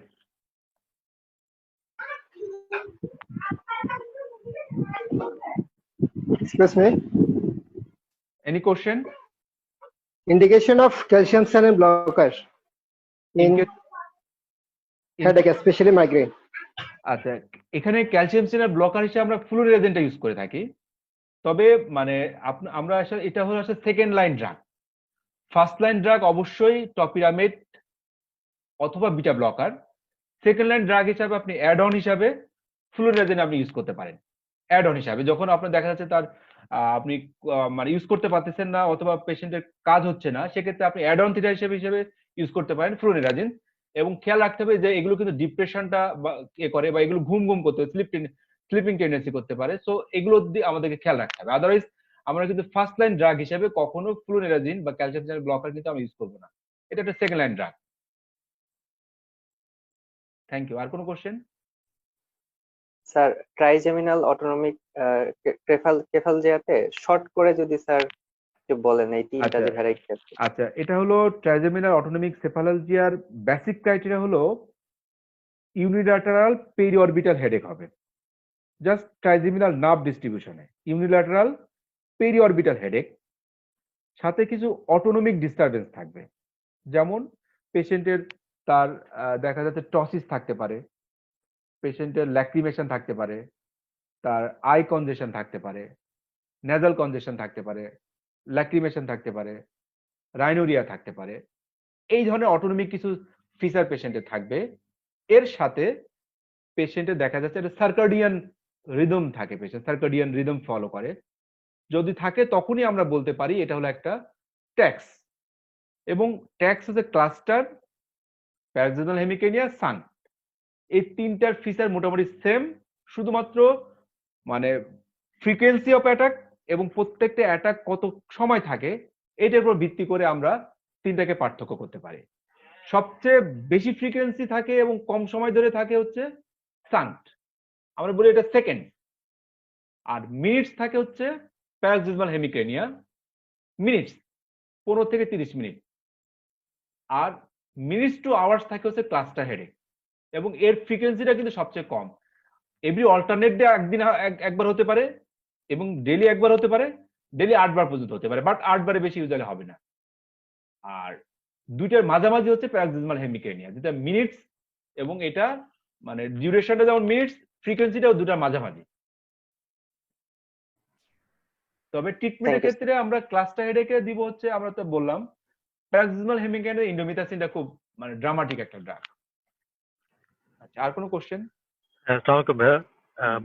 ভাইয়া হচ্ছে ট্রাইজেমিনাল নিউরালজিয়াতে প্রিগাবালিন অথবা গাবাপেন্টিন অথবা এমাইটিপটারের কোনো রোল আছে কিনা? আচ্ছা, এগুলো রোল আছে as a add on therapy, but not as a primary therapy. Add on হিসেবে আপনি দিতে পারেন, বাট প্রাইমারি থেরাপি অবশ্যই আপনার কার্বামাজেপিন, অক্সকার্বামাজেপিন, ল্যামোট্রিজিন, এগুলো আপনাকে ফার্স্ট চয়েস ড্রাগ। এটা যদি আপনি কাজ না হয় তখন অ্যাড অন হিসেবে আপনি অন্য ড্রাগগুলো অ্যাড করতে পারেন। জি ভাইয়া, থ্যাংক ইউ। স্যার ট্রাইজেমিনাল নিউরোলজিয়াতে স্যার সার্জারির অপশনগুলো কি কি স্যার বাংলাদেশে? আচ্ছা, সার্জারি অপশনগুলো, এটা প্রথমত কিছু নার্ভ ব্লক দেওয়া যায় বা অ্যালকোহল ইনজেকশন দেওয়া যেতে পারে। আর microvascular decompressive surgery, microvascular decompression surgery করা যেতে পারে। দেখা যাচ্ছে যে এই সমস্ত মানে ওই নার্ভে দেখা যাচ্ছে যে মানে কিছু মানে ব্লাড ভেসেল মানে হুক করে আসতে পারে, তখন ওদেরকে যদি আমি ওই নার্ভ থেকে একটু সরাই দিতে পারি, ডিকম্প্রেশন করতে পারি, তখন কিন্তু পেশেন্ট গুলো ভালো হতে পারে। সো সেক্ষেত্রে অবশ্যই প্রিভিয়াস তার আগে পেশেন্টকে আমরা তার মানে এমআরআই এবং এমআরএ করে দেখে কনফার্ম হয়ে তখন আমরা ডিকম্প্রেসিভ সার্জারি করতে পারি। হ্যালো, আসসালামু আলাইকুম। ওয়ালাইকুম আসসালাম। জি আচ্ছা ভাইয়া, মাইগ্রেনের ক্ষেত্রে আমরা কতদিন ট্রিটমেন্ট দিব, এবং ক্লাস্টার হেডেকের ক্ষেত্রে শর্ট টার্ম ট্রিটমেন্ট কখন দিব, লং টার্ম ট্রিটমেন্ট কখন দিব, এবং ডিউরেশনটা কতদিন হবে? আমরা তো মাইগ্রেন ট্রিটমেন্ট বললাম, মাইগ্রেন ট্রিটমেন্টে আমরা মানে at least 6 months for preventive therapy, at least 6 months, 9 months or even 12 months, but not less than 6 months.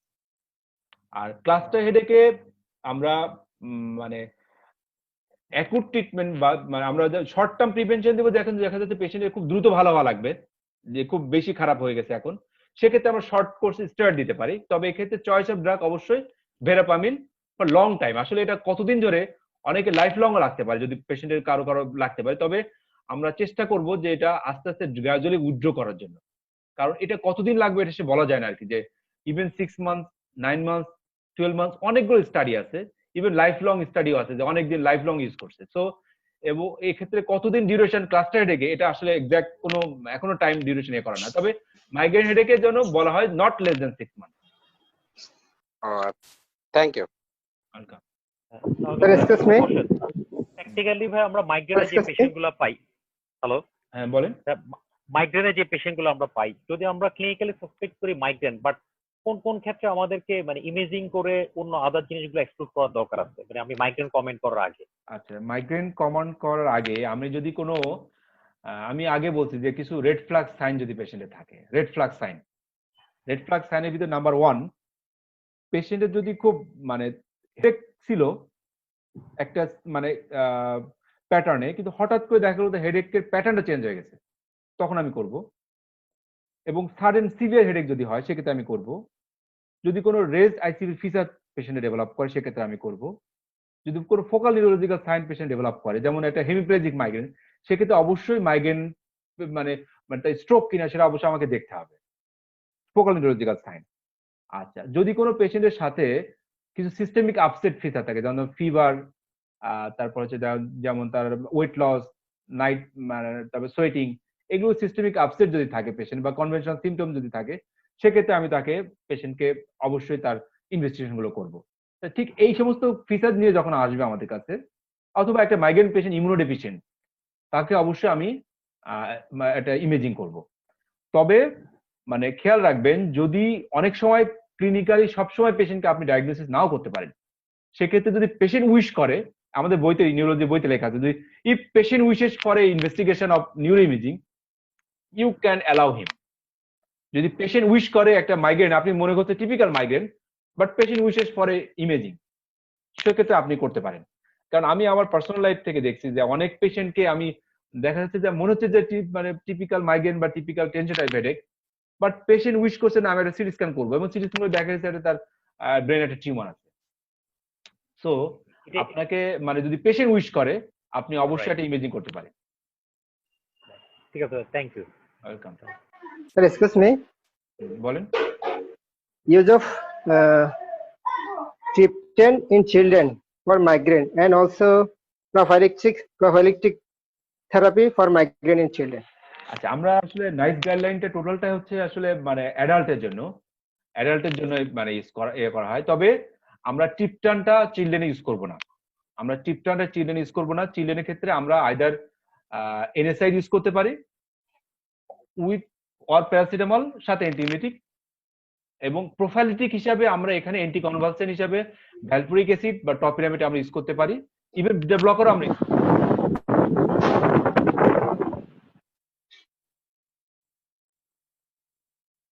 Any question? Hello, জি হ্যাঁ, আরেকটা কোশ্চেন ছিল মাইগ্রেন ট্রিটমেন্ট ইন প্রেগনেন্সি। আমরা তো উল্লেখ করছি মাইগ্রেন ট্রিটমেন্ট প্রেগন্যান্সি যে এক্ষেত্রে আমরা এনএসআইড দিতে পারি ফার্স্ট এন্ড সেকেন্ড ট্রাইমেস্টারে, তবে রিস্ক বেনিফিট দেখে অ্যাসপিরিন আমরা ইউজ করব না। সবচেয়ে সেফেস্ট অ্যাবর্টিভ ট্রিটমেন্ট হচ্ছে প্যারাসিটামল, আর প্রোফাইলিটিক গুলোর জন্য আমরা ইউজ করতে পারি অ্যামিট্রিপটোলিন লো ডোজ। তবে আমরা চেষ্টা করব প্রোফাইলিটি ইউজ না করার জন্য, কারণ সব ড্রাগেরই কোনো না কোনো সাইড ইফেক্ট থাকে। সো আমরা চেষ্টা করব প্রোফাইলিক ট্রিটমেন্ট ইউজ না করার জন্য। যদি দেখা যায় যে আমি রিস্ক বেনিফিট বেশি হচ্ছে দেখে আমি প্রোফাইলিক লো ডোজ অ্যামিট্রিপটোলিন ইউজ করতে পারি। বিটা ব্লকারের কি কোনো রোল আছে? আচ্ছা, বিটা ব্লকারের রোল আছে, কিন্তু প্রেগন্যান্সিতে দেখা যায় এটা আইইউজিআর করে, ইন্টারমিডিয়েট গ্রোথ রিটার্ডেশন করে, সেক্ষেত্রে আমরা বিটা ব্লকারটা ইউজ না করার চেষ্টা করব। Thank you sir. এই মাইগ্রেনের ট্রিটমেন্টে যদি স্যার 9 মাস থেকে 12 মাস ইউজ করা হয় তাহলে কি স্যার এটা কিউরেবল কিনা? এখন মাইগ্রেন ট্রিটমেন্ট গুলো আসলে দেখা যাচ্ছে যে 100% কিউরেবল এরকম এখন স্টাডি বা এরকম কিছু আসে নাই, তবে পেইনের সিভিয়ারিটি এবং ইন্টেন্সিটি বা ফ্রিকোয়েন্সি অনেক কমে যাবে এটা বলা যায়। দেখা যাচ্ছে পরবর্তীতে বছরে একবার বা দুইবার তার হেডেক হতে পারে, সেক্ষেত্রে অন ডিমান্ড বেসিসে এনএসআইড খেতে পারে। কারণ আমরা আগে বলছি যে এটা একটা জেনেটিক ডিজিজ। এইজের সাথে কোনো ব্যাপার আছে কিনা? বয়স বাড়তে বাড়তে কমতে পারে? বয়স বাড়ার সাথে সাথে কমতে পারে, এটা বয়স বাড়ার সাথে সাথে কিন্তু মাইগ্রেন হেডেক গুলো কমতে পারে, এবং সবচেয়ে বেশি কমন থাকে 30 to 40 ইয়ার্স। এই অ্যাক্টিভিটিতে কিন্তু মাইগ্রেন হেডেক গুলো সবচেয়ে বেশি থাকে, কারণ হরমোনাল কিছু ইনফ্লুয়েন্স আছে মাইগ্রেন হেডেকে, বিভিন্ন হাইপোথিসিস দেখা গেছে। সো বয়স বাড়তে থাকলে কিন্তু মাইগ্রেন হেডেকের সিভিয়ারিটি কমতে থাকে এবং ইন্টেন্সিটি কমতে থাকে, ফ্রিকোয়েন্সি কমতে থাকে। তবে ট্রিটমেন্ট দিয়ে টোটালি কিউরেবল এটা বলা যাবে না, তবে ফ্রিকোয়েন্সি আপনার সিভিয়ারিটি অনেক কমে যাবে এটা আপনি কি বলতে পারেন, এবং পরবর্তীতে দেখা যায় বছরে একবার বা দুইবার বা অনেকদিন পর পর হয়তো তাকে একটা বা দুইটা অ্যাবর্টিভ ট্রিটমেন্ট লাগতেছে, এটা আপনি বলতে পারেন। কারণ এটা একটা এটা নিয়ে এখন অনেক গবেষণা চলতেছে, আরো কোন জেনেটিক কোন মডিফায়ার কোন ড্রাগ আছে কিনা সেটাও দেখা হচ্ছে, কারণ অনেকগুলো জেনেটিক অ্যাবনর্মালিটি এখানে দেখা গেছে কিছু। কারণ দেখবেন যে মাইগ্রেন গুলো একটা ফ্যামিলিতে রান করে, একটা স্পেশাল ফ্যামিলিতে রান করে, ওই ফ্যামিলিতে দেখবেন অনেকগুলো ফ্যামিলি মেম্বারই মাইগ্রেনিয়ার্স। সো এখনো বলা যাবে না যে এটা complete কিউর।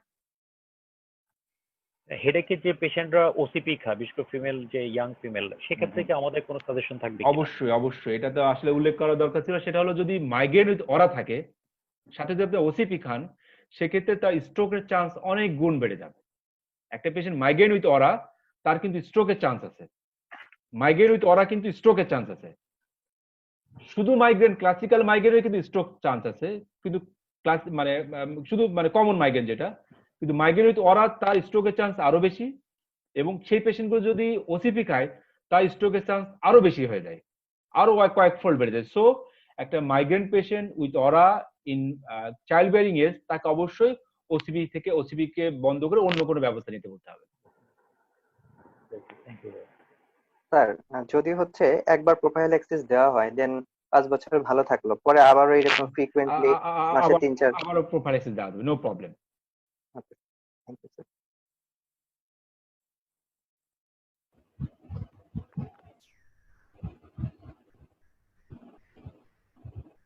Any further question? Sir আসসালামু আলাইকুম। ওয়ালাইকুম আসসালাম। একটা পেশেন্ট ধরেন হেডেক নিয়ে ভর্তি হলো, এটাই তার ফার্স্ট টাইম, এবং আমার সাসপেশন হলো যে এটা মাইগ্রেন হতে পারে, এবং এই ক্ষেত্রে অলরেডি অরা শেষ হয়ে হেডেক নিয়ে চলে আসছে, তখন কি আমরা তো ট্রিটমেন্ট দিতে পারবো না, তখন কি আমরা শুধু এনএসআইড বা অ্যান্টিবায়োটিক এগুলোই দিব? তখন শুধু আমরা এনএসআইডটা দিতে পারি, এনএসআইডটা কাজ করতে পারে তখন শুধু। আর যদি অরা ফেজে, ইউজুয়ালি তো এরকম অবস্থা আসে না, হেডেক হলে আসে, অরা ফেজে আসে, তখন ট্রিটমেন্ট আমরা কিভাবে দিব, কতক্ষণ দিব?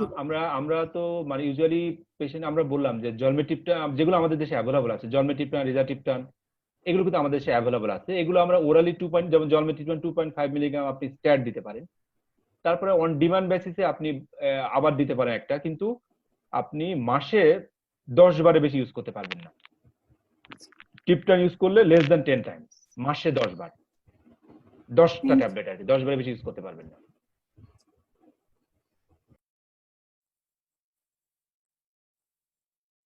Any question?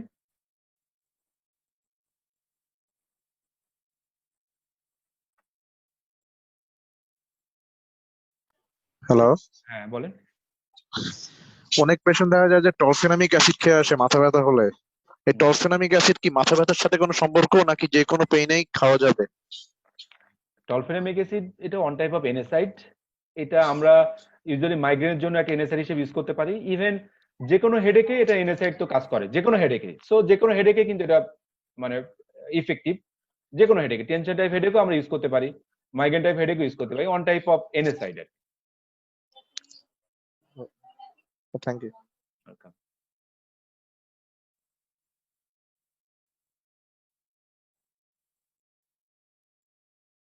আচ্ছা, আমরা কি আর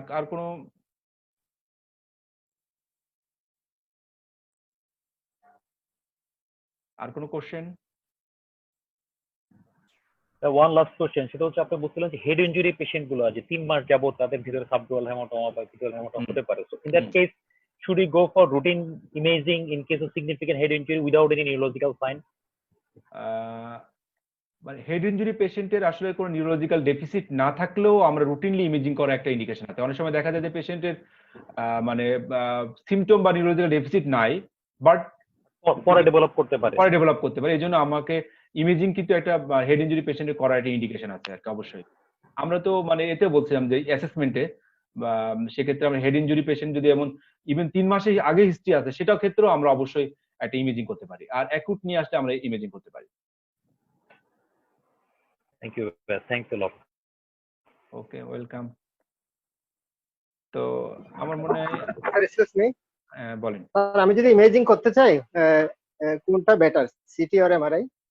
আচ্ছা, এটা অ্যাকর্ডিং টু সিচুয়েশন। আপনি যদি সাবআরাক্টিড হিমোরেজ মনে করেন সেক্ষেত্রে আপনি সিটি স্ক্যান। আপনি যদি ব্রেনে কোনো টিউমার মনে করেন সেক্ষেত্রে আপনি এমআরআই করতে পারেন। অ্যাকর্ডিং টু সিচুয়েশন অনুযায়ী আপনাকে কিন্তু আমরা যে অ্যাসেসমেন্ট দেখলাম, আমরা যে অনেকগুলো পয়েন্ট দেখলাম অ্যাসেসমেন্টে, এই অ্যাসেসমেন্ট পয়েন্টগুলোর উপর ভিত্তি করে কিন্তু আপনি ফার্দার ইনভেস্টিগেশন করবেন। সো আপনাকে মানে রোগীর অ্যাসেসমেন্ট, ফিজিক্যাল এক্সামিনেশন ফাইন্ডিংস, তার উপর ভিত্তি করে পেশেন্টকে আপনি সিটি স্ক্যান করবেন, এমআরআই করবেন। That depends upon that.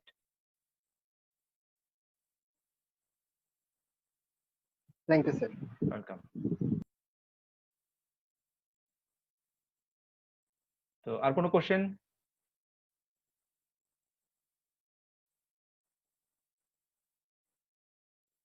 Okay, then thank you all.